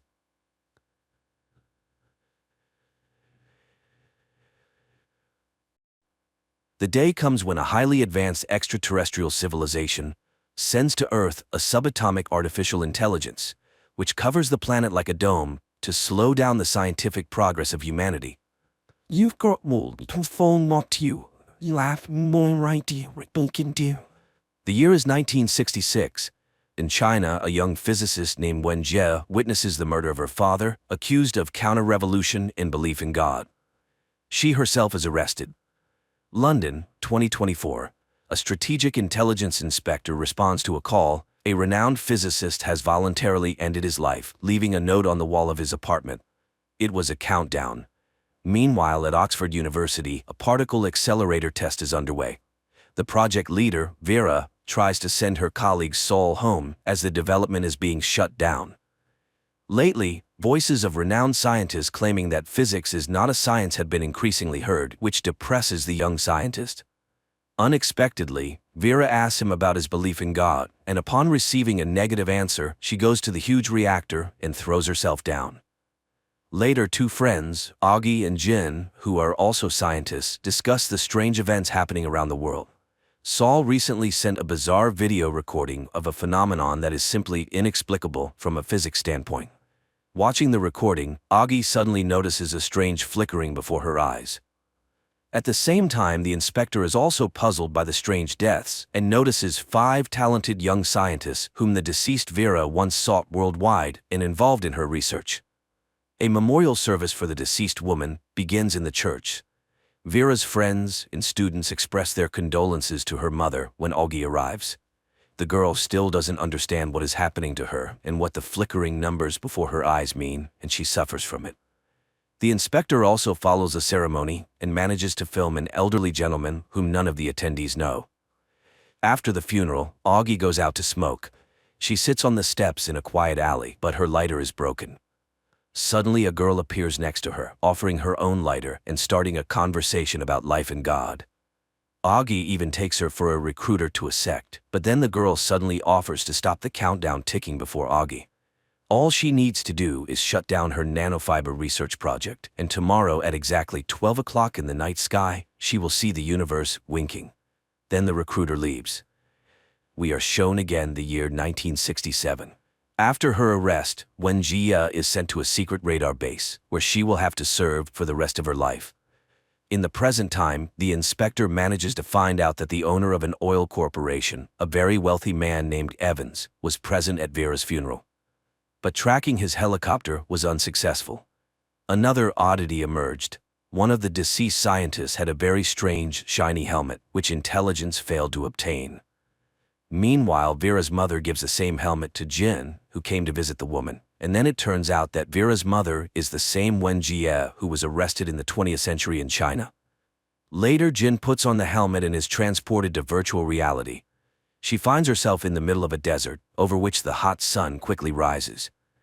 Trying to hide from it, the girl steps on something that turns out to be the dried remains of a person. She gets scared, takes off the helmet, and returns to reality. And Augie and Saul go outside this night, and at exactly midnight, the sky suddenly begins to flicker, as if the universe was indeed winking at people. Saul realizes that Augie sees the numbers of the countdown to her death. In the morning, Ogi arrives at the institute, and just before the start of the quantum experiment, she orders to turn off the equipment, and immediately the flashing numbers before her eyes disappear. The action again shifts to 1967. Wen Jie learns that her colleagues are actually searching for ways to send signals to the inhabitants of extraterrestrial worlds. She calculates the trajectory and suggests sending it directly to the sun. Reflected from the sun, the signal is greatly amplified and reaches the far corners of space. But being forbidden, the girl does it at her own risk. In the present time, the inspector shows Augie a video recording of her conversation with the stranger, who is not present in the video. It can be seen how a cigarette is lit, how Augie talks to someone, but there is no interlocutor, and there are no signs of editing. The inspector tells Augie about the flickering numbers, which were seen by other physicists around the world. Jin puts on the virtual reality helmet again and finds herself on the first level of a strange game. A man and a girl approach her, asking her to solve the puzzle of this world and lead her to a distant pyramid where a king is waiting for them. It is the era of chaos now, and the king needs to know exactly when the era of order will come. Besides Jin, the king has other scientists, but the one who guesses correctly wins. And if she is wrong, an entire civilization will perish. But then above the pyramid, the scorching sun rises. The man pulls her into shelter, while the girl remains under the rays of the sun and instantly dries up, turning into a bundle of flesh. The man gives it to Jin, explaining that in this form, the body can live until the era of order. The woman returns to reality and decides to ask for advice from a scientist and her friend, Rooney. He puts on the helmet and also finds himself in another reality. But the guard of the game beheads him, explaining that he was not invited. Frightened, Rooney takes off the helmet. He is sure that such technologies simply do not exist on Earth. While the pair discusses the game, the inspector listens to their conversations. Rooney, returning home, finds a package with a helmet and an invitation to the game. He finds himself in Old England and behaves quite rudely with the sir who meets him. Later, he excitedly tells his friend Will about it, and Will confesses that he is dying of cancer. Jin returns to the game and stands before the king, where her rival tries to guess the date of the beginning of order. She opposes guessing, as it is anti-scientific, but the predictor insists on his own and names a date. Then the predictor fast-forwards time to the era of order to test his mystical theory, and the day comes when the time of order arrives, and it is possible to bring the dried bodies back to life. Jin sees how the guards throw similar bundles, like the one she has from the girl, into the water. Once in the water, they quickly absorb moisture and turn into living people. Her girl also comes to life. Everyone rejoices in the newly found life, but suddenly the sun begins to recede and a snowstorm hits the people. They try to save themselves, but freeze and shatter into pieces. Shocked, Jin remains alone in the middle of the icy desert. The appearing game guard explains that this civilization perished from the cold. Jin couldn't save them, but she established the superiority of science over mysticism, so she can move on to the second level.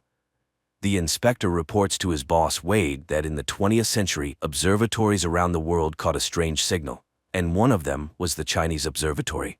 And in those years, the future millionaire Evans lived right there. It was then that Evans and Wen Jie met and realized that their views were very similar. On the same day, Wen Jie received a signal from space in which a representative of a highly developed extraterrestrial civilization introduced himself as a pacifist and urgently asked not to send signals into space because other civilizations would come and conquer their world. Reading this appeal, Wen Jie, embittered by the unjust death of her father, sent a signal into space inviting them to come to Earth and put things in order because people cannot do it themselves. The action again shifts to the present time. Augie finds an alien virtual reality helmet in Rooney's house. She immediately tries on the strange toy and ends up in England, where she immediately dies at the hands of the game guard, as she was not invited. She rushes to her friends and learns that 2 of them are already participating in the game. Augie is sure that this thing hacks the brain and asks her friends not to play anymore. But the pair, despite the promise, enters a simultaneous game. On the second level, they find themselves in England, where the same girl meets them. Here they are received by the Holy Pope, who also wants to know what era is coming. Jin scientifically proves that the planet that needs to be saved has 3 suns. When the planet revolves around one sun, the time of order comes. But the gravity of the other 2 suns pulls it off its orbit, and the time of chaos begins. The Pope does not like her conclusions and orders to burn the heretic, but then flames erupt outside, and a girl on a burning horse rides into the church. She screams that there are 3 suns in the sky and the world is perishing. Jin and Rooney are saved because they were right, as confirmed by the game guard. The civilization perished, but they understood the structure of this world system, so they can move on to the next level. The inspector realizes that the game is a tool for recruitment in searching for the best minds. Meanwhile, Ogi receives a warning of dismissal if she does not return to quantum research, and the scientist decides to resume experiments, but again the countdown to her demise appears. After that, Ogi finally stops the experiments. Jin and Rooney find themselves on the 3rd level of the game, at the residence of Kublai Khan, in front of which his warriors are lined up. Jin tells the Khan that this task is unsolvable, but another scientist begins to prove it, which is helped by giant human abacuses. 30 million soldiers turn flags to one of 2 sides. Rooney immediately understands. These are 1s and 0s. This is a human computer. The program for calculating solar orbits is launched, from which it follows that the era of order will come in 8 months. After fast-forwarding time to check the theory, the Khan, believing his court scientist, orders to throw the arriving pair into boiling water. But suddenly 3 suns line up in a row, and the era of chaos begins. The civilization perishes again despite all the calculations of the court scientist. And then Jin realizes the goal of the game is not to save the planet, but to save the people. The game guard appears, confirming her conclusions, and invites them to the next level. Evans is informed about 2 new promising players, and he orders them to be invited to a meeting. After that, he returns to the conversation with the aliens, whom Evans calls the Lord.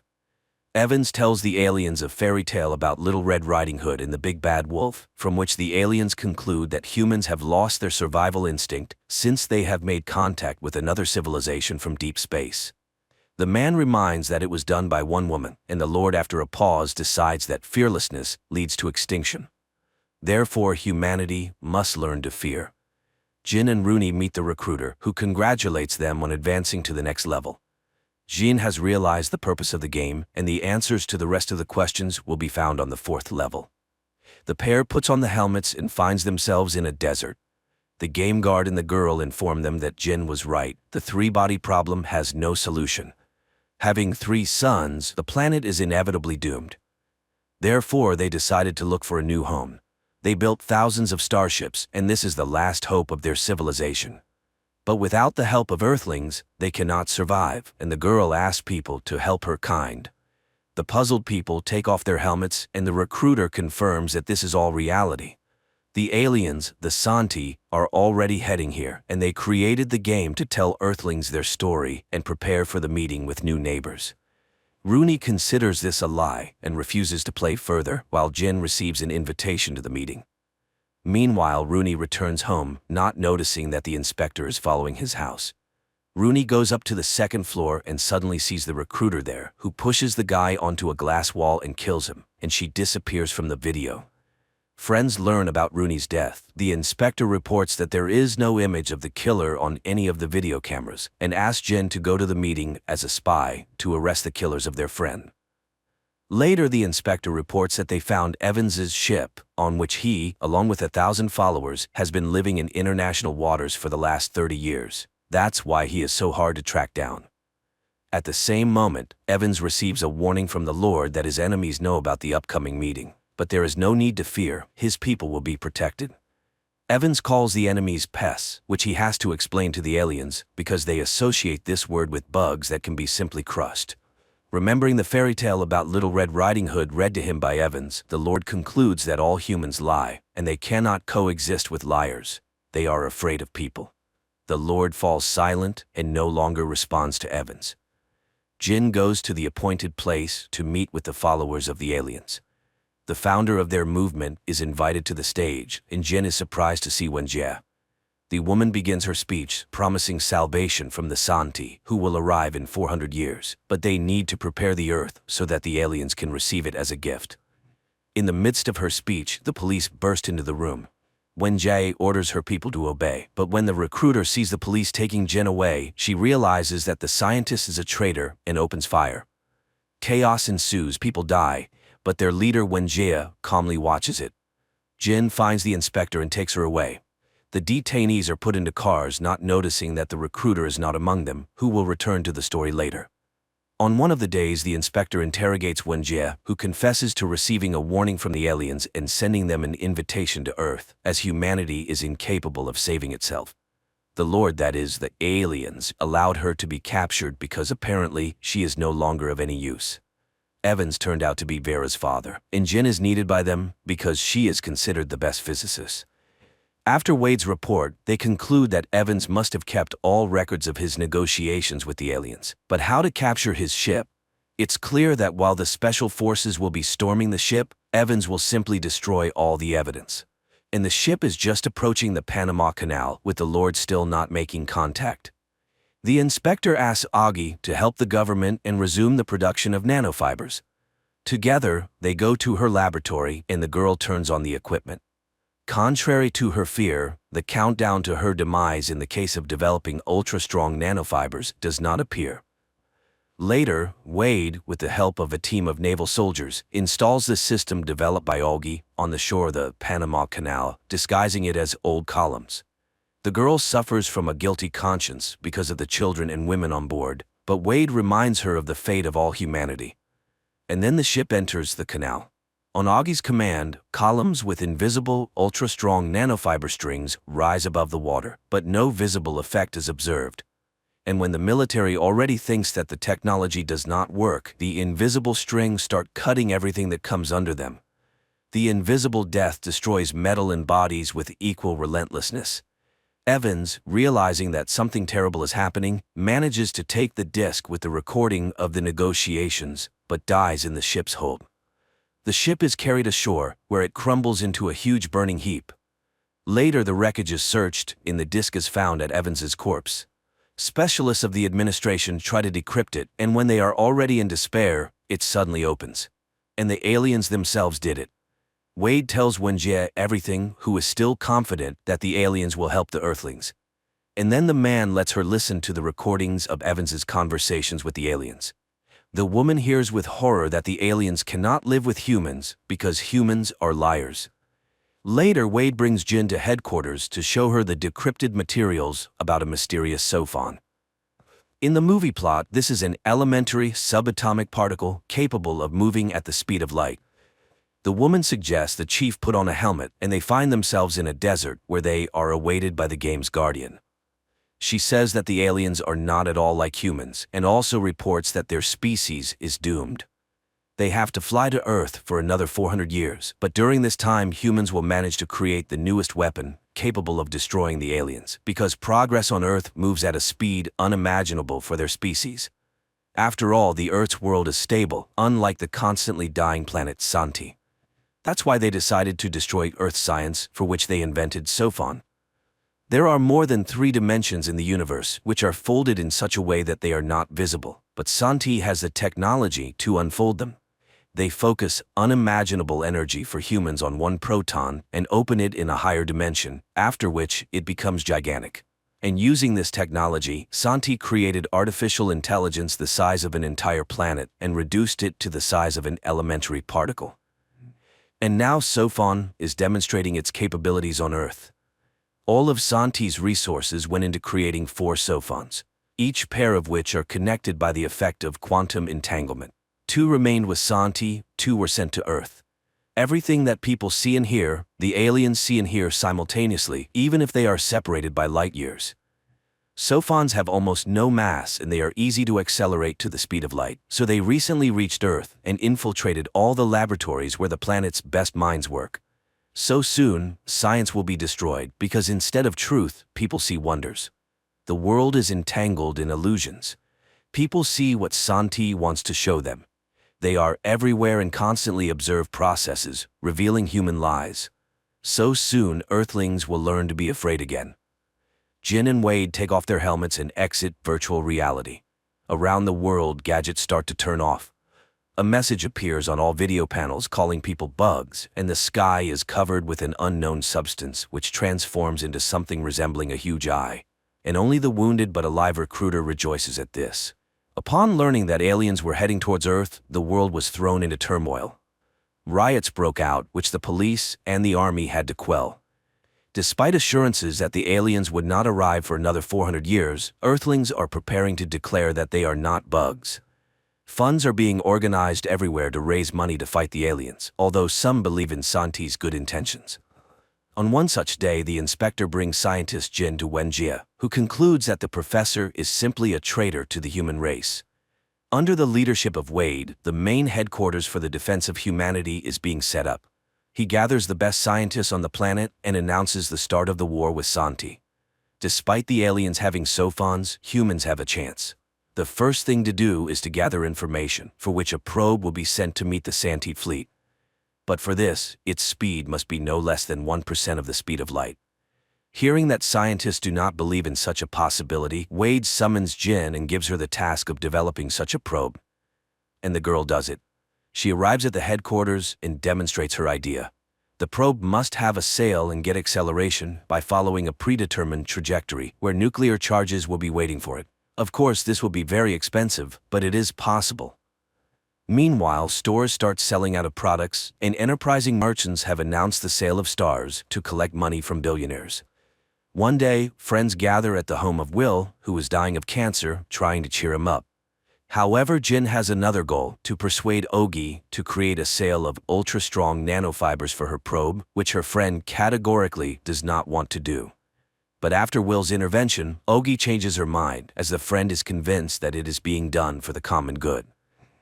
Jin realizes that the probe, upon reaching the Santi fleet, will not be able to slow down, to which Wade declares that the aliens will simply take it, as they will send in it a human head, that is, a brain. Later, Wade invites scientists to the laboratory, where a Russian scientist shows the results achieved by cryofreezing. The chimpanzee subjected to it wakes up safely and even demonstrates an intact intellect, after which Wade finally reveals his plan.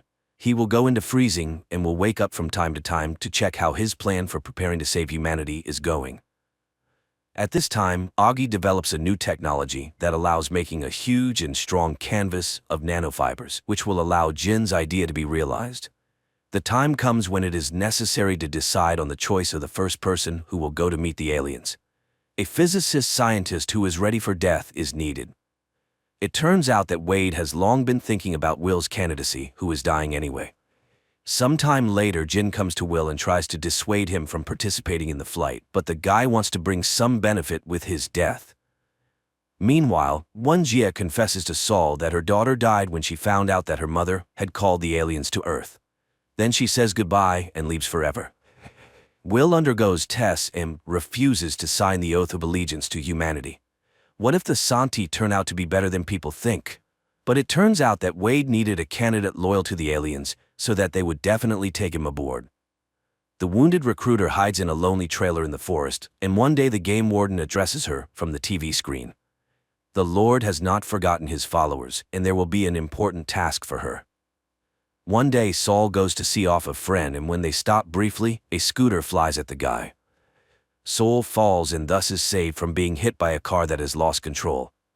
Later, the inspector informs him that in China, the recruiter killed Wenjie, and now there was an attempt on him, although Saul has no idea who needs it. Nevertheless, the inspector forces him to put on a bulletproof suit and takes him to the UN office, where the guy learns that today the launch of the program developed by Wade called Empty Gaze will be announced. The thing is that the alien SOFONs can see and hear literally everything, but they are not able to penetrate a person's thoughts. Therefore, the management has chosen several people who will plan the strategy of victory, not revealing it to anyone. They will receive unlimited resources and will be able to carry out any ideas, not contradicting the laws. Saul learns that he is one of the participants in the Empty Gaze project and tries to refuse this honor, but the UN leader assures that there is no mistake and leaves. But at the exit to the building, he is shot at. Only the bulletproof suit saves him. Later, Saul asks to bring the killer to him. It turns out that this is a follower of the aliens, and he did it by order of the Lord's army. Saul still tries to refuse the position, but he seems to be not heard. Moreover, the UN secretary declares that no one knows why exactly he was chosen. Strange, of course, and who should know then? Then Saul asks to be taken to the Cosmodrome to see off Will. More precisely, what's left of him, his brain. and the recruiter finds an alien virtual reality helmet in her trailer and puts it on. Meanwhile, Will's head is placed in a probe that is preparing for takeoff. All 300 bombs are lined up in orbit and the countdown begins. And the launch is made. At first, everything goes according to plan. The first stages were dropped, the nanoparachute was activated. Acceleration begins. The first explosion was successful, the second and third too. And suddenly there is an accident on the probe and it deviates from the trajectory. Jin is in despair and Wade leaves, whispering something to her. Later, he is on a plane where the game warden comes to him. The aliens recognized him as a strong leader, and when they arrive, he will be part of their plan. They will always be nearby and will show him what he wants to see until his death. In the evening, Jin and Sol grieve by the pool when the inspector appears, orders them both to get into the car, and takes them to a place where an incredible number of bugs live, because bugs are the ones who always survive, although they are poisoned and crushed. So the inspector suggests drinking to the bugs, and that's where the first season ends. The series is based on the first book by Liu Cixin from the Three Body Problems series.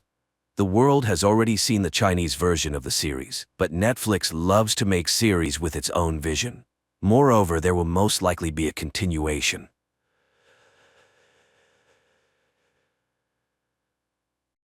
The movie begins by introducing us to the young protagonist, Vesper, who lives in a dystopian world sharply divided between the privileged elites and the struggling masses. The elite reside in secure, enclosed cities known as citadels, while the rest of humanity faces the challenges of survival in harsh conditions. In this world, the key to sustenance is unique seeds provided by the citadels. These seeds are genetically coded to yield just a single harvest, ensuring a constant dependency on the citadels for more. Vesper, amidst her struggle for survival in this harsh environment, shares her existence with her paralyzed father, Darius, a former army serviceman. Ingeniously, Darius's consciousness has been transferred into a drone, enabling him to accompany and communicate with his daughter as she navigates their dangerous world. Vesper is not only resourceful and brave, venturing out daily to forage, but she also possesses a keen understanding of biology and biohacking. However, their lives take a dramatic turn when Vesper returns home one afternoon to discover they've been robbed. The generator powering their home, including the critical machine sustaining Darius, has been sabotaged. Faced with no other choice to save her father, Vesper sets out to seek help from a neighboring farm. Upon arrival at the farm, Vesper encounters a troubling scene. The farm faces its own challenges with a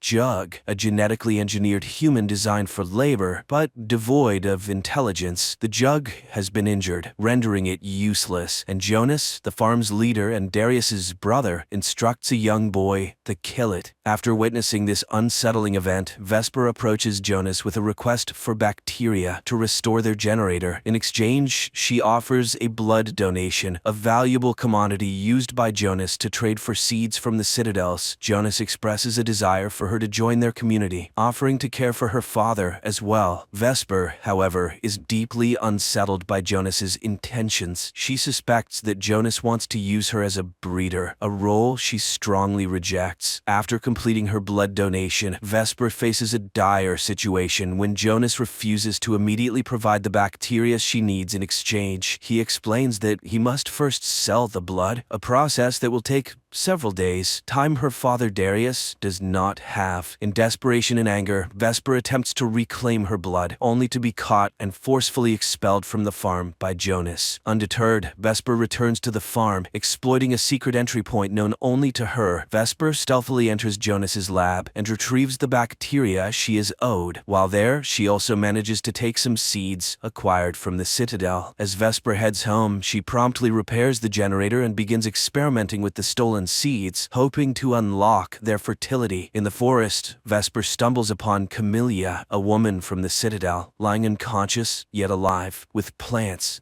feeding off of her. Vesper acts quickly, clearing the plants and bringing Camellia back to their home, where she treats her wounds. Camellia then reveals that she was in the crashed glider Vesper had seen and is now desperately searching for her father, who is with her. Although not fully recovered, Camellia promises a reward for their help. Vesper agrees to assist in the search, despite Darius's objections. The following morning, Vesper sets out on her mission and soon locates the crashed glider, finding Camelia's father Elias inside. However, she's not alone in this discovery. Jonas and a group of survivalists also converge on the crash site. Jonas, cold and indifferent to Elias's pleas, decides to end his life simply because he is from the Citadel. When Vesper attempts to intervene, Jonas dismissively shoves her aside. He also uncovers a woman's scarf in the glider, deducing that another passenger, Camelia, needs to be found. Back home, Darius suggests informing the Citadel of the situation before Camelia takes any drastic action or Jonas finds her. However, the only way to communicate with the Citadel is through a transceiver located at Jonas's house. Vesper reluctantly agrees to the plan, lying to Camelia that her search was fruitless, but promising to continue the next day. After a while, Camelia earns Vesper's trust. Vesper then decides to reveal her secret greenhouse. This greenhouse is a testament to Vesper's ingenuity, housing a variety of bioengineered plants, each with unique abilities and characteristics. Vesper takes pride in her creations, but still hopes to develop a plant capable of producing edible seeds. While Vesper tends to her plants, Darius quietly confides in Camelia. He admits he knows they can never gain access to a Citadel, but implores her to be kind, as Vesper's dream of reaching the Citadel means everything to her. Later, Vesper questions why they are excluded from the Citadel, to which Camelia explains the leadership's fear of resource scarcity. Vesper suggests they could take on the worst jobs, but Camelia points out the Citadel's preference for control. Unlike humans, the genetically engineered laborers, or jugs, don't resist. That evening, they share a musical moment, with Vesper singing while Camelia plays her mother's old instrument. The next day, Vesper once again sneaks into Jonas's house to use the transceiver. This time, however, Jonas spots Darius's drone and seizes it. While pretending to repair the drone, Jonas confronts Vesper about the missing seeds and the unidentified passenger, expressing his hatred for liars, especially within his own family. Vesper, refusing to admit anything, snatches the drone and flees, only to find it can't fly and crashes. In her attempt to recover the drone, Vesper stumbles upon a grim sight: the body of Jonas's assistant, who helped here before, left to die under a tree. Before she can process whether he was killed for aiding her, Jonas's followers apprehend her. They forcefully mark her hand with a seal, symbolizing her as Jonas's property. Distraught and overwhelmed, Vesper returns home, where Camelia immediately offers comfort. Guilt-ridden by her own deceit, Vesper breaks down and confesses to Camelia that Elias is dead. In a moment of stark revelation, Vesper decides to show Camelia the truth by taking her to see her father Elias's body, now tragically floating in the river. The sight overwhelms Camelia, leading to an intense emotional breakdown. She clings desperately to her father in grief, forcing Vesper to intervene and pull her from the river. During this intense moment, Vesper notices an unusual scar on Camelia's back that reacts peculiarly to her touch. This discovery leads to a shocking truth.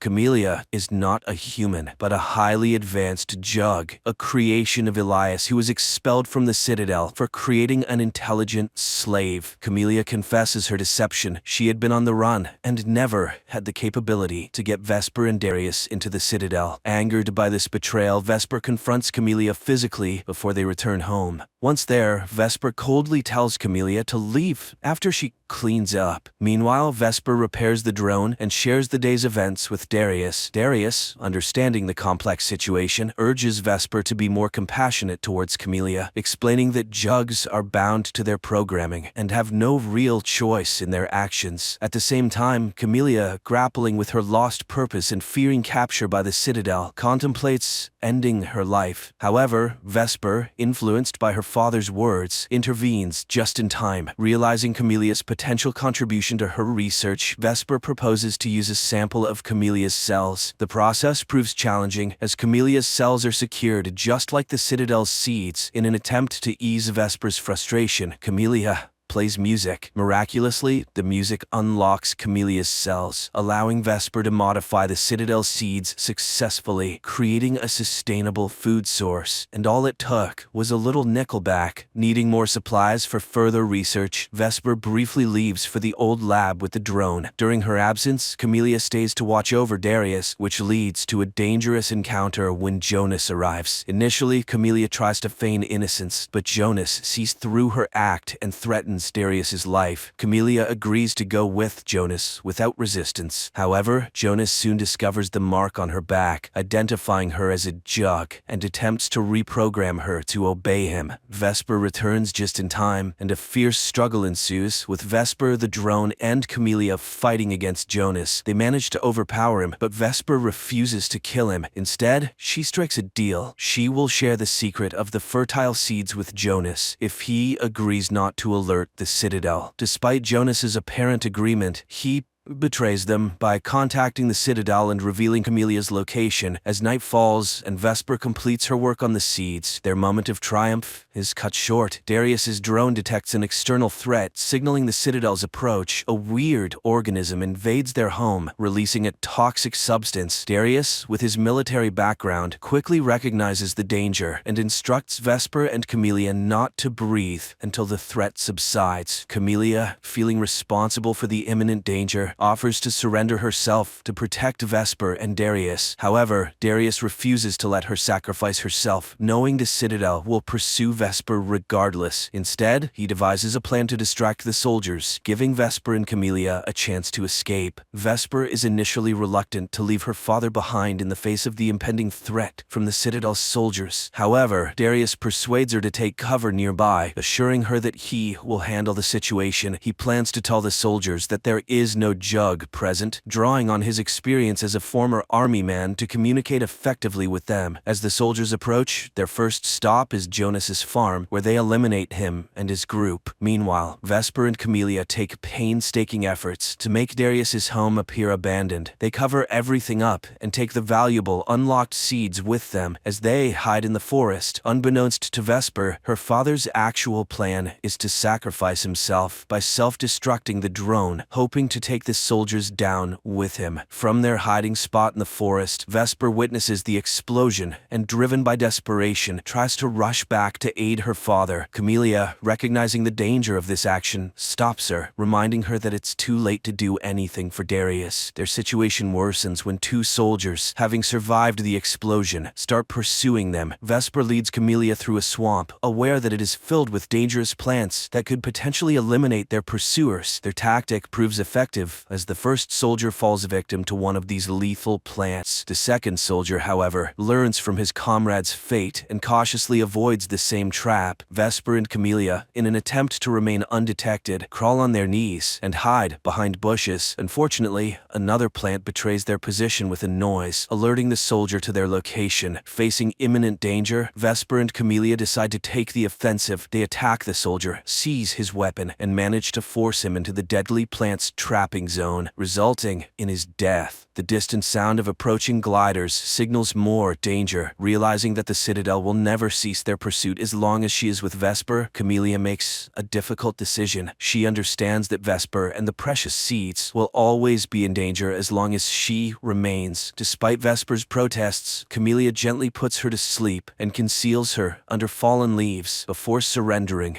to the soldiers. The next morning, Vesper awakens to find her home reduced to ashes. She plants some of the unlocked seeds in the remnants of her old garden, a symbol of hope and renewal. In the aftermath, she encounters a group of children who survived the attack on Jonas's farm. Together, they decide to follow the mysterious people that wander around, seeking to uncover their destination. Their journey leads them to a towering structure constructed by these people. Driven by a sense of purpose, Vesper climbs to the top of the tower. There, she releases the seeds from her hand, allowing the wind to carry them to various corners of the land. This symbolic act represents her hope that the seeds will grow and multiply, providing sustenance for all. The movie concludes on this note, leaving a lasting impression of resilience and the enduring power of hope.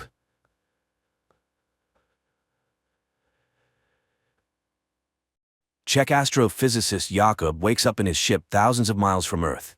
His day starts with a call from the flight curator and close friend Peter. Today, the people of Earth want to communicate with the hero. The head of the Czech space program, Tuma, greets the brave pilot as he has been on a solo flight for 189 days already. The thing is, for 4 years, a mysterious cosmic phenomenon, which has been named Chopra's cloud, has been observed from Earth.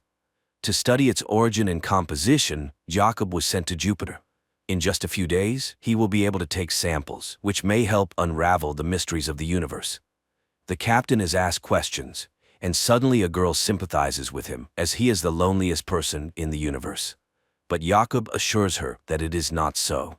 Yes, he is 500 million kilometers away from Earth, but nearly half the distance has been covered, and he will soon return home. Moreover, his beloved wife Lenka constantly supports him, with whom he is in direct contact through the latest quantum communication system, which is faster than the speed of light. So Jakob does not suffer from loneliness.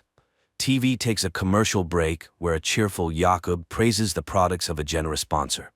But the astronaut immediately frowns, and it becomes clear that he is a tired man who has not slept for a long time. Meanwhile, on Earth, Lenka records a message to her husband, apologizing for leaving him because she is not needed by him. But the flight curator stops the file from being sent and passes it to Tuma.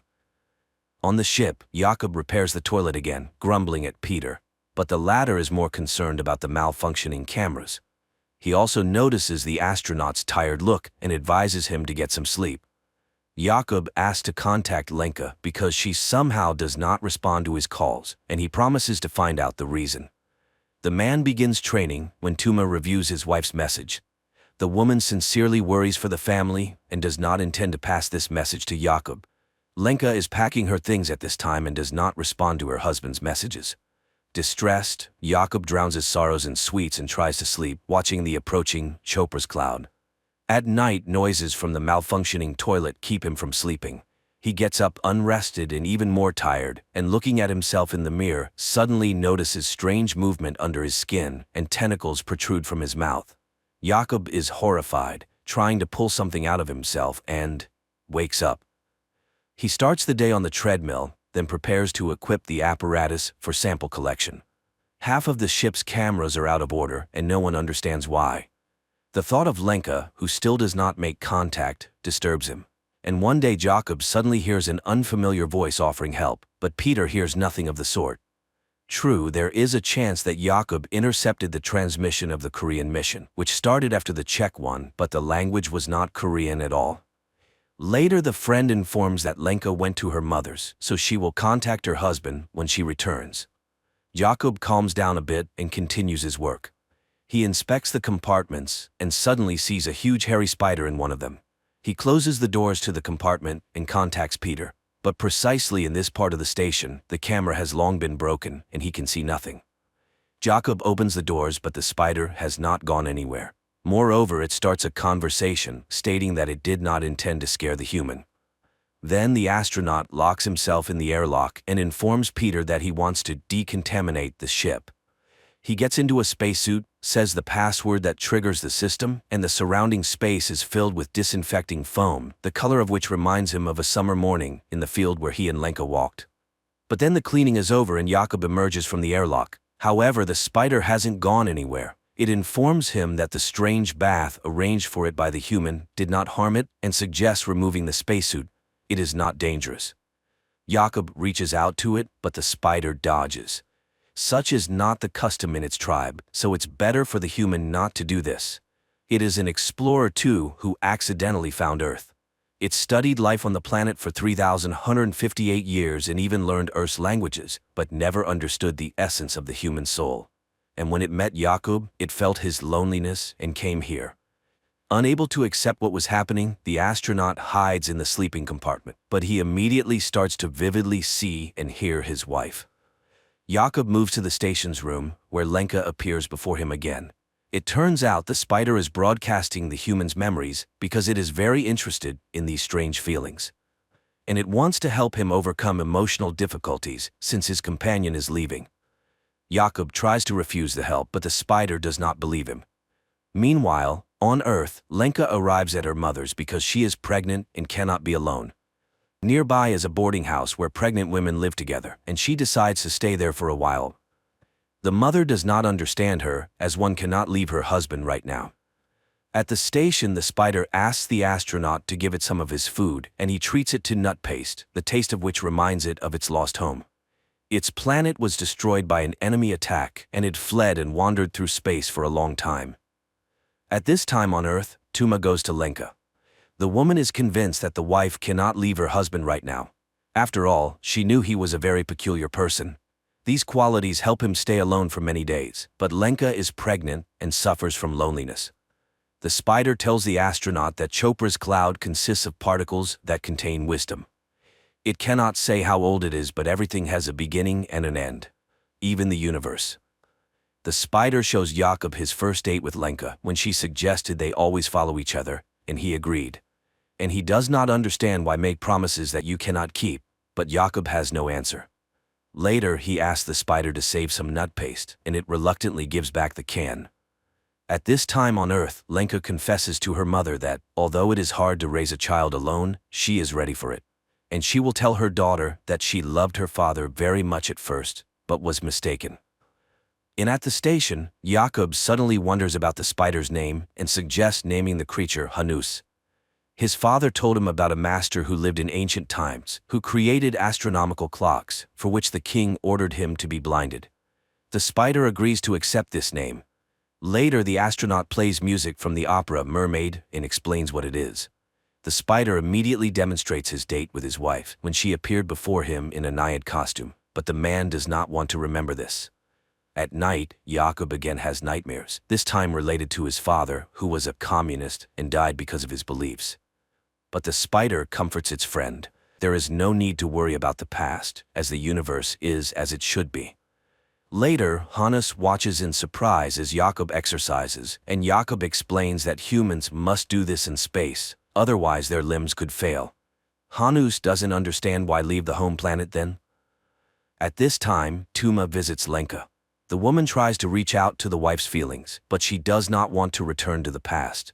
Then the head says she will not pass her message, and the whole point of the silence surrounding their talks is that inside they are together.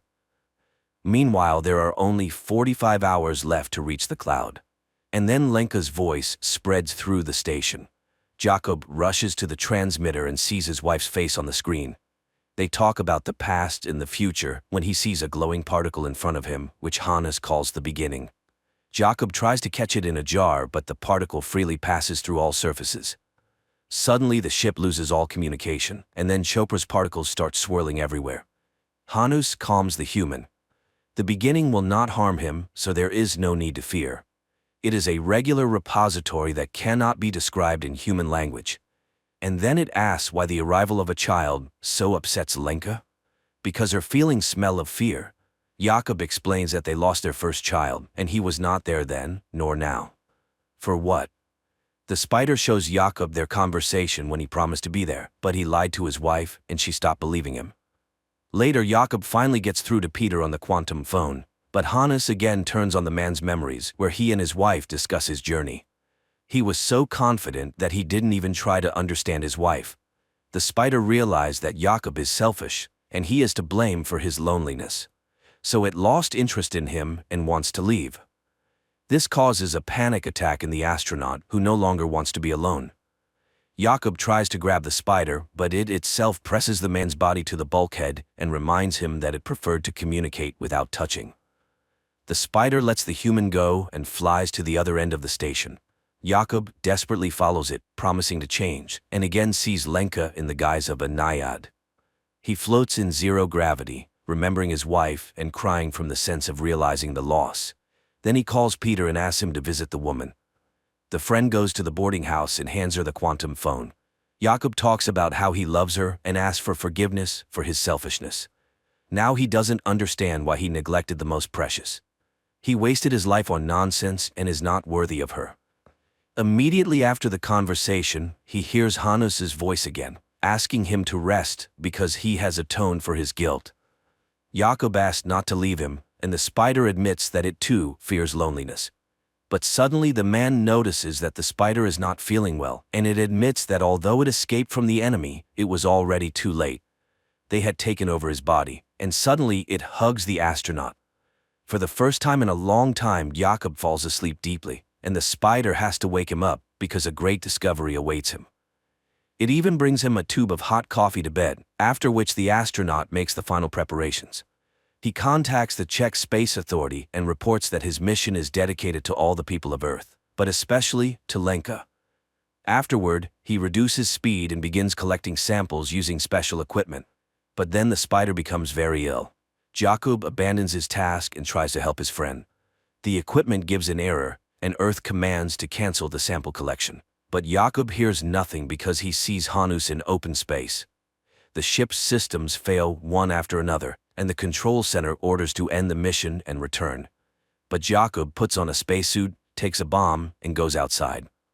Peter can't understand what's happening and pleads with his friend to return to the ship. However, using the explosion to catch up with the spider, Jakob holds it. Hanus thanks him, but it's all in vain. Soon the enemies will consume him, and Jakob, looking at the surrounding space, remembers the day he almost drowned.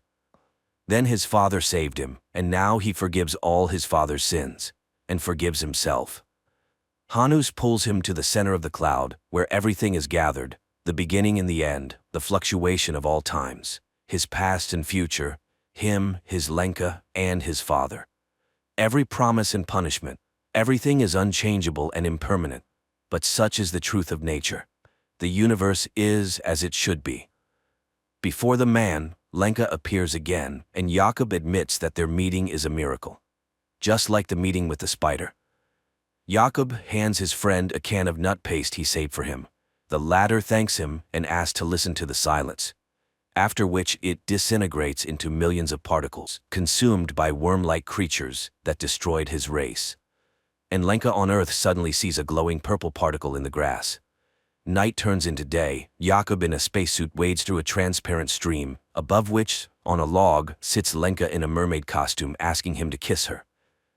Her face becomes the last thing he sees, at least for a moment, because at that time, he sees the lights of a South Korean ship which saves Jakob.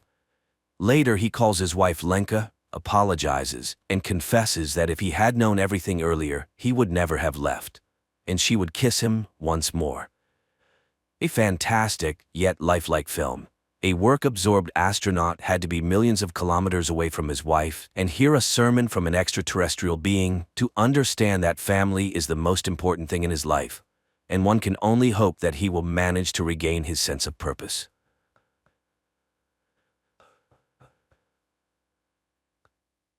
The story is set in a world grappling with a unique and terrifying epidemic. This epidemic, which has baffled scientists and experts for over 8 years, is spread through language and speech, making communication dangerous. The main symptom of the disease begins with a high fever, eventually causing the afflicted to speak incoherently, descending into madness. As a precaution, people have resorted to wearing headsets constantly, as the disease can be transmitted by hearing the speech of the infected. Those affected by the illness, known as jabbers, are swiftly quarantined and forcibly separated from their families, leading to public outrage and distress. The story introduces Murat, a linguist whose life has been profoundly altered by the pandemic. Isolated and lonely, he lives with his mother in an apartment, his life reduced to a series of cautious routines. Each day, Murat meticulously checks his temperature, a ritual that underscores the constant fear of infection. One day, Murat's attention is drawn to Sul, a young woman immersed in a book at a bus stop. Time seems to stand still as Murat is captivated by her presence. However, the moment is broken when she notices his prolonged gaze. Realizing he's been staring, Murat awkwardly shouts that no bus is coming and quickly departs, heading back home. The narrative continues as Murat, despite his reluctance, leaves his home to buy soap for his mother. While at the supermarket, he encounters an old woman who suddenly turns around and speaks incoherently, a clear sign of being a jabber.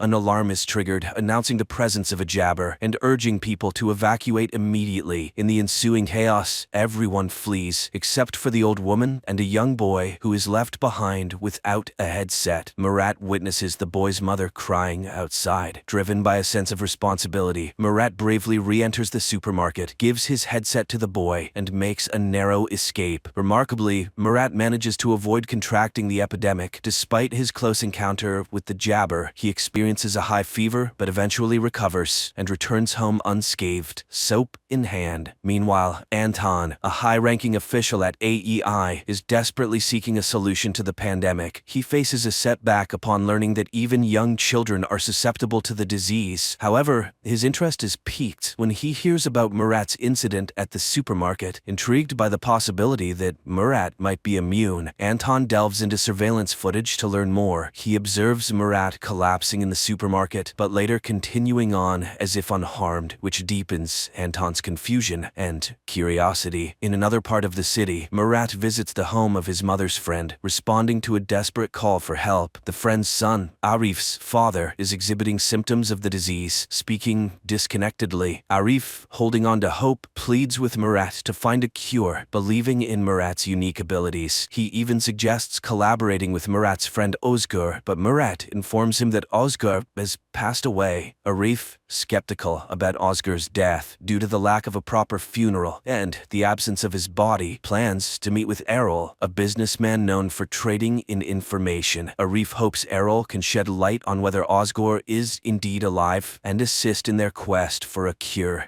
Meanwhile, Anton takes a deep dive into investigating the mysterious case of the headset left with a child at the supermarket. He discovers that the headset belongs to Murat, a linguist who was working on the pandemic case but vanished after a disastrous fire that claimed the lives of his team. Intrigued, Anton intensifies his investigation. Delving further, Anton uncovers records of Murat visiting the emergency room with severe fever more than 12 times. Using video footage from the supermarket, along with a temperature detector, Anton confirms his suspicions. Murat is immune to the pandemic. He deduces this from the fact that Murat has surpassed the critical threshold of 4 high fever encounters, a significant discovery given Murat's 12 instances. In the meantime, Murat, spurred by Arif's belief in Ozgur's survival, decides to investigate further. He meets a businessman who offers them access to AEI's resources, allowing them to gather information independently and save costs. With newfound determination, Murat boldly infiltrates the AEI headquarters and navigates his way to the information hub downstairs. There, Murat searches for Ozgur's name and is initially disheartened to find records indicating his death. He clicks on the autopsy image,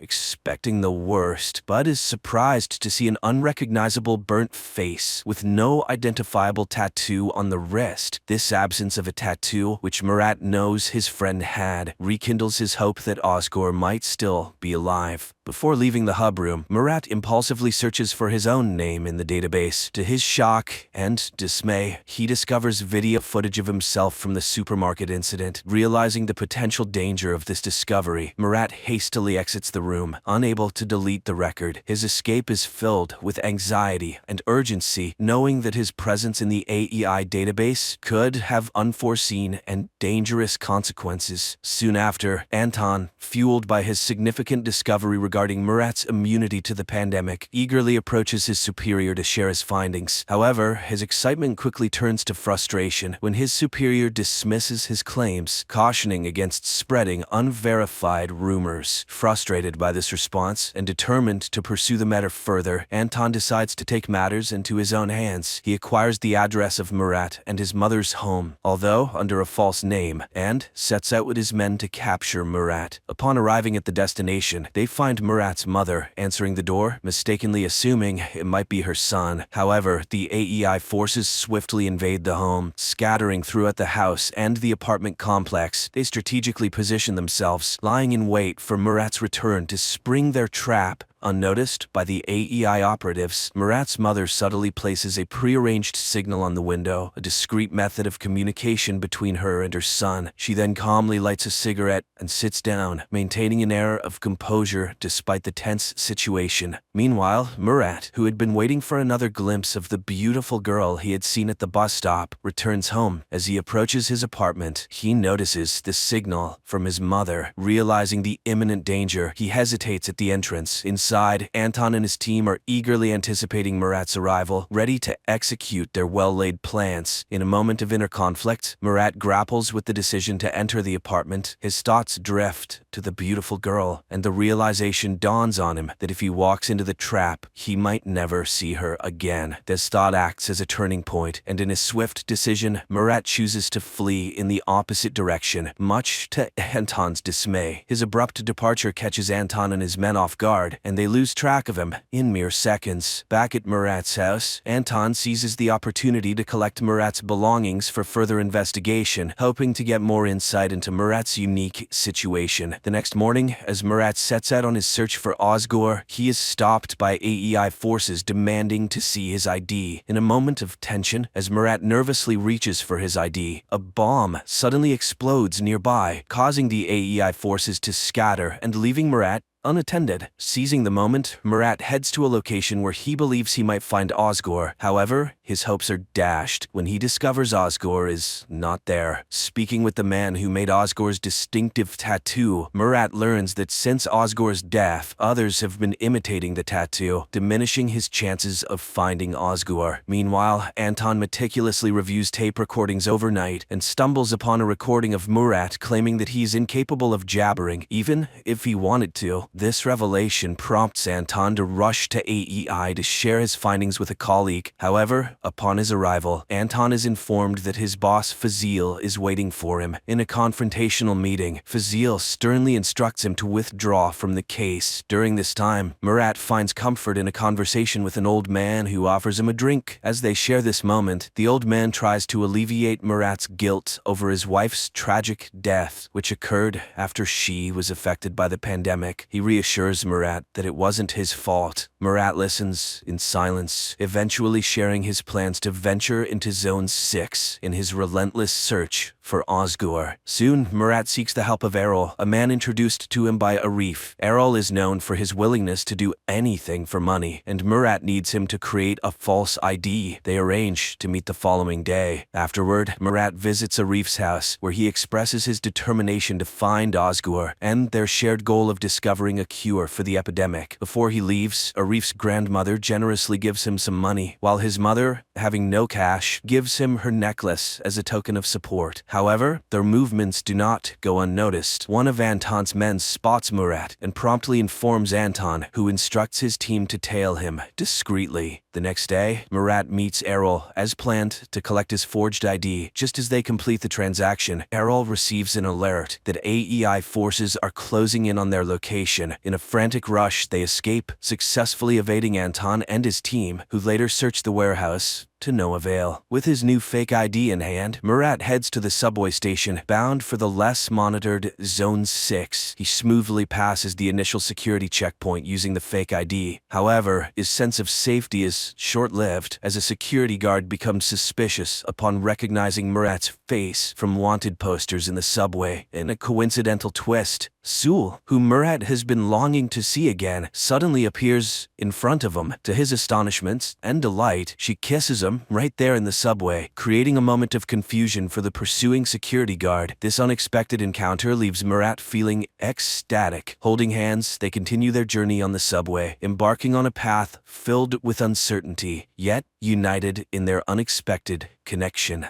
Murat and Sul, having left the bus stop, navigate through menacing people and areas until they find a secluded rooftop where they can talk privately. On the rooftop, Murat, preoccupied with his quest to find Osgur, is about to leave when Sul insists he stay for a meal. During their conversation, he learns her name and he expresses gratitude for her assistance earlier. Sul then reveals her true intentions. She had been following Murat purposefully, hoping to recruit him into her team, P1, which is dedicated to finding a cure for the pandemic. Surprised by this revelation, Murat abruptly leaves, not allowing her to finish explaining. Later, Murat returns to the home he shares with his wife, where he is flooded with memories as he wanders through each room. That night, he dreams of himself torn between his wife and Sul, symbolizing his internal conflict. The next morning, Murat's search for Osgur takes an unexpected turn when he is kidnapped by masked individuals who question his identity and affiliation with the AEI. At this critical moment, Sul intervenes, assuring them that Murat is not with the AEI and is on a personal mission. Murat convinces them of his intentions, and they agree to share information if they cross paths with Osgur. Sewell then brings Murat to his studio where she works, and after apologizing for the earlier misunderstanding, she hosts a podcast. In the broadcast, she discusses the AEI's cruel practices, relating them to the unjust death of her boyfriend, and concludes by emphasizing the importance of finding a cure to end the crisis. Meanwhile, Anton retreats to his house, where his wife and son are quarantined in the basement due to the pandemic. While there, Anton senses he is being watched. Upon investigating, he finds no one, unaware that Fazil's right-hand agent is covertly observing him from a hiding spot somewhere else. Murat and Sewell's journey through the pandemic-stricken streets of the city continues. While walking downtown, Murat demonstrates his unusual resistance to the pandemic by briefly removing his headset near Jabber's, showcasing how his skull heats up without experiencing the usual symptoms. This unique ability intrigues Sewell, who sees potential in Murat's immunity. That night, Murat stays at the studio with Sewell, and upon waking up the next morning, he finds himself surrounded by the team Sewell had mentioned. The team members introduce themselves and request Murat's assistance. Initially hesitant, Murat warms up to the idea when Sewell assures him that joining the team could aid in his quest to find Osgur. As part of their ongoing search for Osgur, Murat and Sewell come across a hotel displaying the symbol that Murat associates with Osgur. They decide to investigate by entering the hotel and seeking an audience with the hotel's boss. However, their encounter quickly turns dangerous. In a moment of quick thinking, Murat leverages his past experience and knowledge of recording voices to offer the boss a rare tape. This move impresses the boss, diffusing the tension and earning them a chance to sit and talk. As Murat and Sewell are about to explain their quest for Osgur, their conversation is interrupted by a lady entering the room to deliver an item and collect payment. After she leaves, the boss encourages them to continue. Murat and Sewell reveal their search for the person associated with the symbol they possess. To their surprise, the boss informs them that the lady who just left was the one who brought the symbol to the hotel. Reacting quickly, Murat and Sewell rush outside to catch the lady, but they are too late. She drives away, showing no interest in engaging with them. This missed opportunity leaves Murat and Sewell with more questions than answers as they continue their journey in the uncertain and dangerous world. My friends, the continuation of the story is now on the screen in front of you.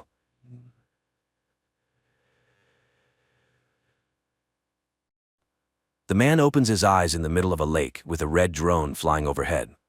Visions of his family, spaceships, and shootouts flash before him. Finally gathering himself, the man swims towards the shore, accompanied by the drone, which he calls Ezra, to check his mental health. Suddenly cries for help echo from the lake, and another man, followed by a woman, appears. None of them remembers what happened to them. Fina recognizes the wreckage on the shore as the remnants of a warship called Karik, and Ezra recalls an invasion. Then the men discover the remnants of a car that must have been there for centuries. Apparently there used to be a road in this place. People remember the invasion, and it turns out they all died in different years. Moreover, Abram confesses that he is 67 years old, although he looks 25. According to the red drone, they were brought back to life in their prime years. Their memories are different because they died at different times. Around them is Earth, but 400 years after the extinction of humanity, destroyed by aliens. They were resurrected by creatures living in the water, called sparks. The ultimate goal is the revival of humanity, and the rest of the information can be found in the settlement where the others who have returned live. The drone orders Ezra to collect the sparks. Gathering their meager belongings, the people set off after the drone, trying to understand why the Kariks revived them. Soon they find partially destroyed arches, and Abram rushes to them, rejoicing in his young, strong body. On one of the structures, he sees unknown hieroglyphics and touches them. The man is thrown back, and he admits that he saw everything. Suddenly, the red drone is shot down, and a second shot wounds Abram. The trio runs behind a hill where Ezra, setting up an ambush, captures the pursuer. The man, named Jax, denies the existence of the settlement. The glowing substance on his neck is a skin rider, which is one with the human body. He needs the sparks, but Fina confidently demonstrates her proficiency with a weapon. Abram insists that when he touched the unknown symbols on the arch, he felt the vastness of outer space. But this elicits mockery from Jax, who suddenly frees himself and lunges at Ezra. However, Fina points his own weapon at him. This time they tie the man securely and leave, despite his claim to know Ezra's brother. Soon the team takes shelter in a cave, while others with glowing parasites on their necks are found, including Ezra's brother Silas. Meanwhile, the resurrected people in the cave discuss ways to recreate a human being and wonder where the aliens obtained the initial material. During the night, Abram's wound becomes inflamed. He is lowered into a small pond where the sparks are released. By morning, Abram emerges completely healthy. Fina discusses what happened to Ezra, as she doesn't understand why they chose her out of millions of great people. Soon the resurrected individuals see high walls of a settlement in the distance, but on their way, skin riders with glowing necks catch up to them. Ezra stays behind to delay the pursuit. He manages to do so for a while until he recognizes his brother Silas among them. In the meantime, Fina and Abram reach the settlement's walls, and just when it seems they are destined to be captured, the gates open. A yellow drone neutralizes the skin riders and lets the fugitives inside. It then flies after Ezra, carrying him through the air into the settlement where there's no one around. In response to all their questions, the drone invites them to follow and shows them rows of graves where the settlers rest. Later, the yellow drone opens the doors of an abandoned military base for the people where the previous settlers lived. In the forest, skin riders capture a man who escaped from them. Silas discovers that the glowing creature they call companions has inexplicably stopped functioning in Duncan's neck and promises to fix it. The resurrected individuals learn that the settlers died from a new virus that still spreads throughout the region. The yellow drone asks them to release the sparks into a vessel with water and learns from them that the sparks can create a vaccine if people bring the ingredients found in the living lake. Fina begins to bleed from her nose and she stays at the base while the men go to the lake. She takes on the task of repairing the damaged red drone. On their way, Ezra tries to understand how the system that brought them back to life works. The drone operates on sparks, but who controls the sparks is unknown. The men reach the lake and release the sparks into the water to collect the necessary ingredients. In the settlement, Ezra's wife Lynn suddenly appears before Fina. She explains that she worked as a nurse during the invasion and can offer help, but then disappears just as suddenly. On the lake's shore, Ezra confesses that one of the skin riders is his brother, meaning these people are also resurrected. He recalls the moment when he first saw the alien spaceship flying overhead and signaled to his brother that he was a worthless, spoiled child. Now he is determined to apologize and try to retrieve Silas. Meanwhile, a hologram of Lynn appears again to Fina, helping her repair the red drone. In the meantime, the yellow drone warns of the approaching skin riders. Ezra asks Abram to run while he himself tries to intercept his brother Silas. However, he gets surrounded and subdued. Regaining consciousness, he finds himself alone with his brother, who admits that he prohibited forcibly transforming him into a skin rider because he wants his brother to join them voluntarily. Each skin rider has a companion on their neck, which teaches the person how to behave correctly and telepathically connects them with others. Thanks to the companion, Silas is now the leader and mentor for the others, whereas in the previous world, he was nobody. Then Silas suddenly falls asleep, signaling Ezra to leave. Ezra meets Abram in the forest, to whom he explains his intention to save his brother. The men return to the lake, where the sparks have created 3 vaccine capsules for them. After consuming their doses, they bring the third one to Fina, whose condition worsens. Lynn asks the red drone to replace her image with someone dear to the girl, and Duncan appears next to Fina. Fina regains consciousness after her friends administer the vaccine. The next day, Abram finds a room that is blocked, revealing a glowing obelisk. Meanwhile, in the forest, Silas argues with Duncan about the purpose of the companion controlling the thoughts of the skin riders in the community because Silas believes it amounts to slavery. In the settlement, Abram learns to read hieroglyphs and understands that the unknown hosts offered to dig up weapons against the skin riders in the forest in exchange for more people for the settlement. Ezra goes to the forest for the excavation. Meanwhile, Silas brings Duncan to an open area where Jax conducts training fights, taunting regular people. Unexpectedly, Duncan defeats Jax. Silas stops the duel and explains that he tested his theory, revealing that humans react faster by a fraction of a second than skin riders. Currently, Duncan has a weak companion, so he makes decisions with just one brain, the human one. In contrast, skin riders with healthy companions have a signal that passes through two brains, the humans and the companions, causing a slight delay. The conclusion is that humans will always outperform them in combat. To gain an advantage over humans, Silas plans to perform brain surgery to reduce the signal delay. However, a working drone and a test subject are required for this. In the meantime, the yellow drone brings Ezra to the excavation site, which the skin riders immediately learn about. Ezra unearths an item that the yellow drone calls a weapon. In the settlement, Abram, upon touching the obelisk, suddenly realizes that he understands the meaning of the hieroglyphs on it. However, he doesn't yet grasp what this knowledge entails. In the forest, the yellow drone warns Ezra about the approaching skin riders. They attempt to flee, but the skin riders surround them and take the unearthed weapon. Unexpectedly, the weapon activates and kills one of the skin riders. Taking advantage of the chaos, Ezra scatters the rest and escapes. Meanwhile, Fina tries to find out from the red drone why the unknown beings are resurrecting humanity. She requests the revival of Duncan, unaware that he has already been resurrected and has become a skin rider.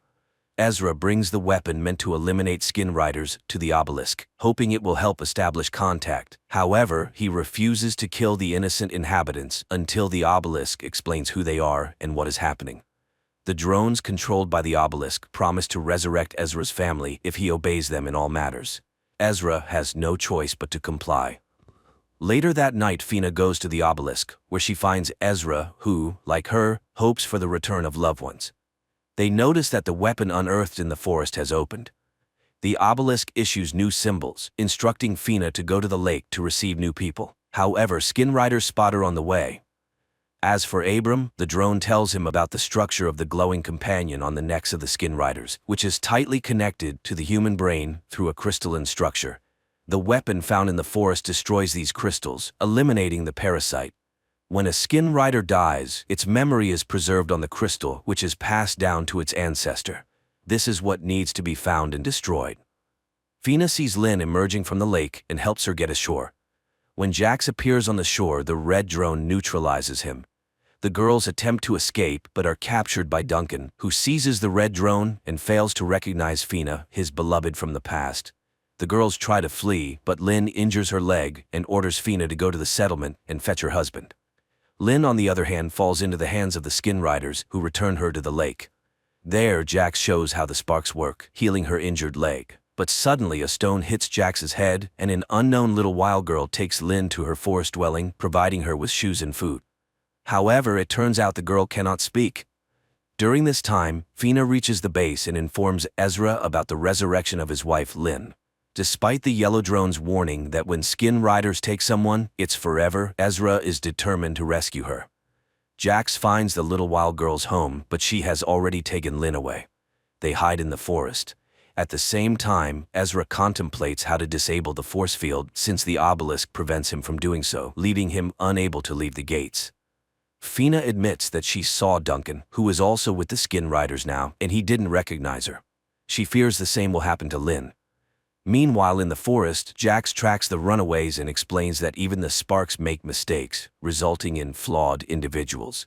He is ready to destroy the little girl, but Lynn persuades him not to do it. At the same time, Silas extracts the crystal companion from the deceased skin rider's neck and instructs one of the women to take it to the ancestor. Then, they bring Lynn to him. As for Abram, while communicating with the obelisk, he suddenly surmises that he had lived in this settlement before, which is confirmed by a notebook he found with his own handwriting. Later, Fina speculates that they all have lived here before. The yellow drone confirms this fact and leads Abram to a graveyard, where he shows everyone who is buried there, including Ezra's grave.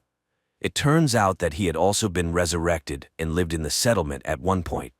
Then the yellow drone guides Abram to the next grave, where he finds himself and encourages him to start a new life honorably.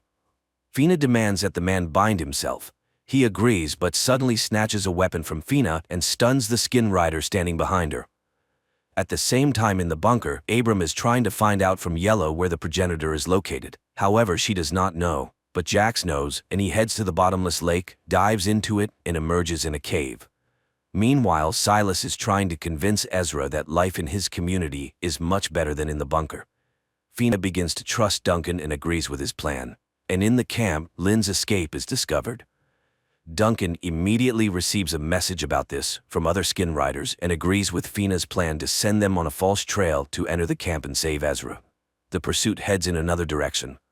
Silas demonstrates to his brother the capabilities that a companion gives to the human body. He dips his hand into a vessel with sparks and explains that they cannot kill a companion as it goes against their principles. So if Ezra wants to kill the companion, he will have to kill the person. Fina and Duncan infiltrate the camp and seize the skin riders' weapons, and Jax reaches the ancestors' dwelling place. He asks them to explain how the drone works, and several human figures come out to him. Fina and Duncan find Lynn. The girl explains that after being infected by the parasite, she immediately plunged her hand into the sparks, and it seems to have helped. Duncan asks the women to leave while he finds Ezra. The ancestors show Jax how the drone works. And in the bunker, Yellow confesses to Abram that not a human lies in one of the graves. Silas proves to Ezra that the obelisk is no better than a companion, as it also subjugates people. He lets slip that all of them, including his brother's wife and daughter, once lived in the settlement. Their conversation is interrupted by Duncan, who, under threat of arms, takes Ezra and leads the group to the settlement by a shortcut. But the protective barrier detecting a companion in Duncan does not let him pass, unlike Lynn. Then Fina ties his hands. But at that moment, the pursuit led by Silas bursts onto the clearing. Duncan pushes Fina behind the barrier, and they with Ezra prepare to fight. Abram runs to the obelisk, and it lets the men through on the condition that Duncan remains in the yard until they figure out how to free him from the parasite. At the same time, the ancestors express concern about Jax's hatred for humans, as they are much better carriers than Kariks, and they advise him to find a compromise. Meanwhile, Duncan confesses that his companion is still weak, but he is gaining strength. He remembers the settlers and confirms that Kylie is alive. Sparks rejuvenate people in the prime of life, but children at the age of their actual death. He also lost a wife and a child, and it was Fina, although the woman does not remember this. Abram explains that they are another generation of the revived. The first one lies in the graves, and they are them too. Jax reprograms the red drone, refusing everything human that was in its memory. Fina unties her husband, but when she falls asleep, Duncan's companion receives a signal from Silas, and he heads to the bunker. There, Abram confesses to Ezra that the drone showed him the memory of another woman he saw a year before the invasion. It feels like someone knew about the invasion and offered people help. He wants to consult with Yellow, but she is nowhere to be found. This happens because Duncan is just locking the drone behind one of the panels. Then he attacks Abram, knocks him out, and heads to the obelisk, despite his human side resisting it. He screams in frustration and Ezra hears him. He runs to him, but Duncan closes the doors and enters symbols that deactivate the force field. Realizing this, Ezra rushes to Fina, and they manage to barricade the bunker doors. Duncan's companion comes out in the open and confesses that all this was done for the sake of the weapon he hid. He is ready to reveal where Kylie is now if they hand over the bunker to the skin riders. The man is tied up. Outside, the sounds of banging are heard, skin riders trying to break down the door. Through Duncan, Silas offers to hand over the bunker. Then he will say where Ezra's daughter is now, because someone from the first settlement managed to avoid death from disease. A debate ensues, resulting in a decision to deactivate the parasite using Lynn's medical knowledge. Jax returns. He expresses his dissatisfaction to Silas, as he could have infected Ezra long ago, but lets him go. Silas cuts off the conversation and orders to continue working on the drone. At this time in the bunker, Lynn tries to figure out how the companion works, and it confesses that it can cause great pain to its master. Ezra and Abram conclude that the settlement existed for at least 10 years, and there must be survivors, otherwise, who buried the fallen. Moreover, Yellow said that a drone is buried in one of the graves. At that moment, the knocking at the door resumes. Ezra remembers that there is electricity in the bunker. Fina digests the cable, and a strong electric shock destroys one of the skin riders. At the same time, Abram finds Yellow. Simultaneously, people realize that Duncan is acting as a transmitter, and they move him to another room. As they part, Ezra asks to tell his brother that he loves and believes in him. This message puzzles Silas. Yellow scans Duncan and discovers that the parasite has affected all human organs, and even the sparks cannot save him. Abram tries to get answers from the obelisk. Moreover, Yellow said that Duncan was given access codes, but by whom? The man again remembers that woman in the hospital. She had a drone, sparks, and symbols of knowledge on her bracelet, so something was known before the invasion. At Ezra's request, Yellow shows the image of the woman and he recognizes his mother Eleanor. Meanwhile, Silas prepares to continue breaking down the doors, but something leads him to the cemetery. Jax, following him, reminds him that he is not human and he should not care about the graves, so he intends to start silencing personalities from him. Silas is arrested. At this time in the bunker, Yellow confesses that Eleanor was one of the initiators of the revival of the human race. Duncan is not lying. Kylie was in the settlement, and only he can say where the survivors are now. Duncan's companion is knocked out with a tranquilizer and the man is tied to a table. While the parasite sleeps, the man comes to and points on the map the direction the survivors went. He advises finding the wild girl and wakes up. After which, Yellow finds the weapon he had hidden earlier. The people notice the silence outside and, opening the doors, kill the sentinels left by the skin riders. Making sure that there is no one else in the yard, Ezra and Lynn say goodbye to their friends and set out to find Kylie. Jax activates the drone, intending to remove the human personality from Silas, and learns about the presence of Ezra and Lynn in the forest. He sends the skin riders to follow the pair. Fina comes to Duncan and admits that she is ready to kill him to free her loved one. However, Yellow knocks him out. The man regains consciousness in the cemetery and is relieved, thinking that Fina could not bring herself to harm him. In fact, Yellow has injected a beacon into his body and now people can track his path. At this time, Ezra and Lynn find the wild girl and ask her to guide them to Kylie. Silas regains consciousness when the red drone informs him that he did the opposite, preserved his personality, and suppressed the parasite's capabilities. At the same time, Ezra and Lynn notice they are being followed and try to evade the skin riders. However, arrows fly from the rocks, the skin riders perish, and the survivors approach the people. Meanwhile, in the camp, Jax leaves Duncan on guard while he and his people follow Ezra and Lynn. They are then scanned for safety, and upon confirmation, the settlement leader Rowan leads them into the camp. She warns them that they do not truly know their daughter. They only remember her up to the age of 6, and they are merely copies of those who lived in the settlement. Abram and Fina dig up a broken drone from the grave, hoping to retrieve data from its memory.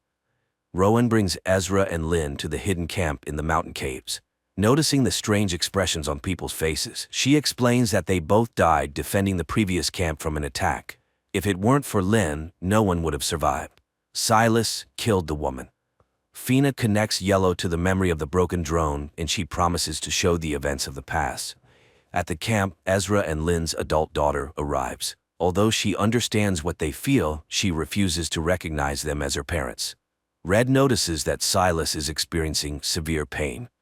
He flies to Duncan, and at that moment in the camp, a bloody Justin appears, who orders him to take the rest of the people and rush to the place where they were ambushed.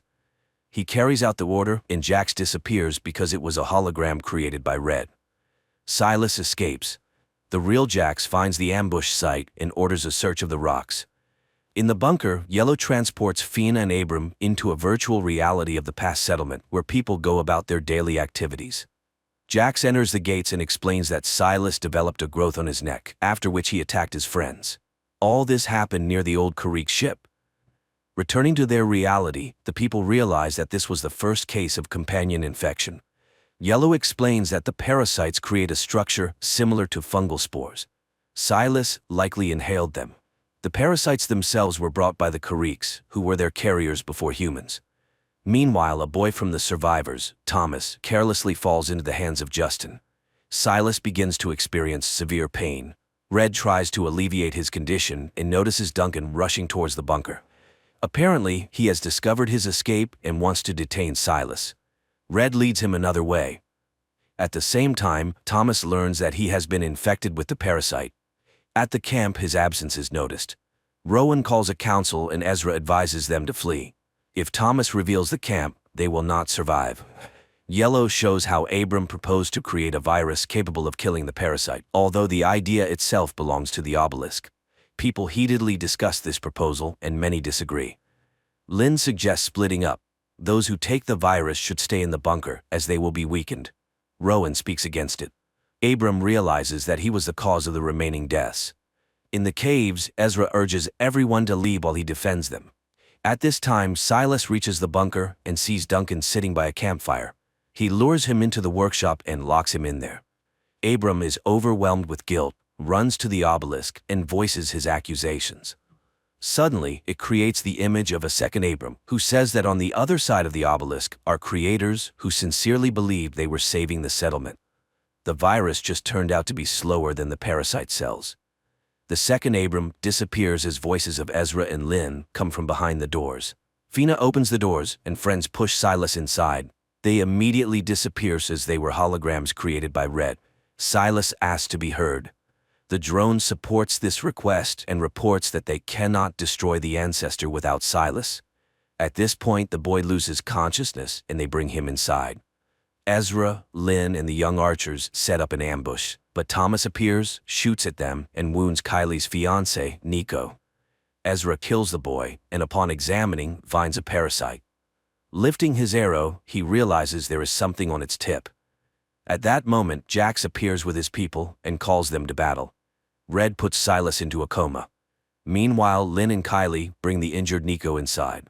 Justin orders his man to watch the backup entrance to the cave. Lynn starts treating Nico, but the worst part is that the arrow tip might have a parasite larva. The boy then demands to be killed, as Lynn herself set such rules. Duncan tries to call any of the skin riders for help, and Yellow explains to Fina and Abram that the parasite is killing Silas so that he cannot reveal the way to the progenitor. Then Red admits that he can link the minds of Abram and Silas, which might help reveal the secret. At this time, Kylie decides to help her father patrol. The girl recalls the past and calls Jax his best friend, which greatly surprises Ezra. And his urge to kill arises because the parasites are very afraid that the human inside might take over if he remembers his attachments. Father and daughter return to the cave, and Ezra proposes that his wife, daughter, and Nico take another road while he guards them. After heated arguments, they head to the second exit. Abram enters Silas's mind and finds himself in a church. It turns out that the boy's mind considers the church a sanctuary. Abram admits that Silas will no longer come to himself, and he himself describes the way to the lake of the progenitor. The parasites are interconnected precisely through it. It is the source of their energy, strength, and knowledge. Silas knows for sure humanity will not survive if the lake does not disappear. Ezra resorts to trickery, and Kylie kills a lurking skin rider. The father bids farewell to everyone and stays in the cave. At the same time, Abram and Fina develop a plan to destroy the progenitor. Yellow explains that the weapon consists of 3 parts. 2 of these are standalone weapons, capable of operating independently of each other. However, the top part is dangerous for humans themselves, so it is discarded. Only the lower part remains, which destroys the progenitor. But this part will not work without the middle, where a human personality must be placed. But the progenitor has studied all the skin riders in this world, so the chances of getting into it are slim. And then Abram realizes why Silas was needed. Later, Fina reflects on her promise to Duncan to kill him and free him from the parasite. Then, Yellow admits that her husband is in the workshop in the yard. The woman arms herself and heads to the yard, but just as she is ready to open the door to the workshop, a skin rider enters the yard and releases Duncan. Fina tries to stop the men, but Duncan reminds her that she cannot kill him and leaves. At this time, Abram comes to Silas again and explains that they need his help. Jax decides to attack, realizing that Ezra is the only defender of the camp.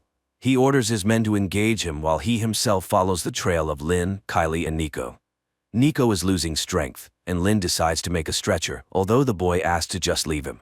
And Ezra sets up an ambush, and one by one eliminates the skin riders, then follows the trail of his wife.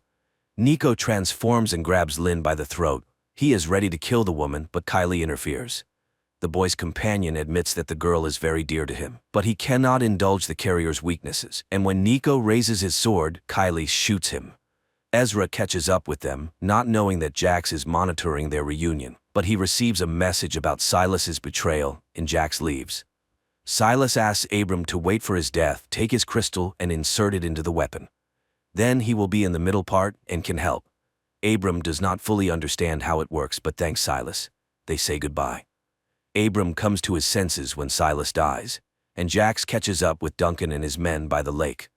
After a dispute, he orders everyone to stay in ambush, and he and Duncan will dive to the progenitor. Meanwhile, Lynn and Ezra bury Nico and console their daughter. Simultaneously, Fina and Abram bury Silas. Later, the groups meet, unaware that a black drone is watching them, which takes off above the Earth and heads for a spacecraft. Abram tells Ezra everything that happened with his brother and the plan to destroy the progenitor, but he does not want to endanger his family. Yellow vaccinates Kylie, explaining that the vaccine was made by Sparks. The girl tells Fina that Duncan became a skin rider after her death, and no one knows how it happened. At the same time, Abram admits that he no longer believes in the obelisk, but he believes in Silas and is ready to do everything to destroy the progenitor. He tells Ezra about the weapons operation. A part of Silas will guide them inside, but what to do next, he doesn't know. Ezra laughs at such a plan, and his daughter hears this. Abram and Fina try to convince Ezra that this is why they were resurrected. Otherwise, humanity is doomed. But they cannot persuade him. Then Abram and Fina leave together. Ezra is tormented by guilt, although Lynn tries to remind him of his duty to his family. At this time, Kylie is reviewing the map to the progenitor's lake and secretly leaves the bunker. Red informs the parents that he cannot find the girl, and they, realizing where she has gone, rush after her. Meanwhile, Kylie catches up with Fina and Abram, and later Ezra and Lynn appear. Thus they all come together again. But at the lake itself, they fall into an ambush by the Skin Riders. A battle ensues in which the group of survivors wins, but Abram is seriously wounded. However, Kylie has Sparks with her, and she suggests releasing them into the lake. As they start doing this, Duncan emerges from the water and shoots Lynn and Kylie. Fina, under the cover of a shield, rushes to him, and they both disappear under the water. Ezra releases the Sparks and brings the wounded into the water. Then a wounded Fina emerges, saying she couldn't overcome Duncan. Ezra dives and finds a wounded Duncan, who has reverted to his true self before death. He apologizes and loses consciousness, and Ezra sees in front of him a glowing something with crystals and fits the lower part of the weapon onto one of them. Then he inserts Silas's little crystal into the middle part of the weapon and looks for the place where it needs to be placed. But then Jax appears. He has always hated his carrier and all humans, and he will not let the progenitor be destroyed. The men engage in combat, and just as Jax is about to win, the revived Duncan attacks him. Ezra finds the right crystal and fits the middle part of the weapon onto it, and suddenly finds himself in a room where he is met by Silas. The brother explains that they are inside the progenitor, and only he could create this home in this place. He is a Trojan horse from which destruction will enter the progenitor. Ezra picks up the box with the symbol of knowledge from his mother and realizes that it is a detonator. The brother says goodbye to him, and when Jax appears, they activate the bomb. Ezra finds himself in the cave where the progenitor is destroyed, to Jax's great sorrow. The man emerges and finds his loved ones healed. Their elation is washed by a black drone, which again heads to the spaceship, where it is met by Eleanor and Duncan. They realize that the deed is done and humanity has a chance. Despite some illogicality, the story is quite extraordinary. It's not about battles with aliens, as the Kariks are only briefly shown once in a flashback, and not about humans' attempts to cunningly escape the dictate of their rule. At the heart is the question of the value of a person, the preservation of which can lead to peace and the rebuilding of civilization.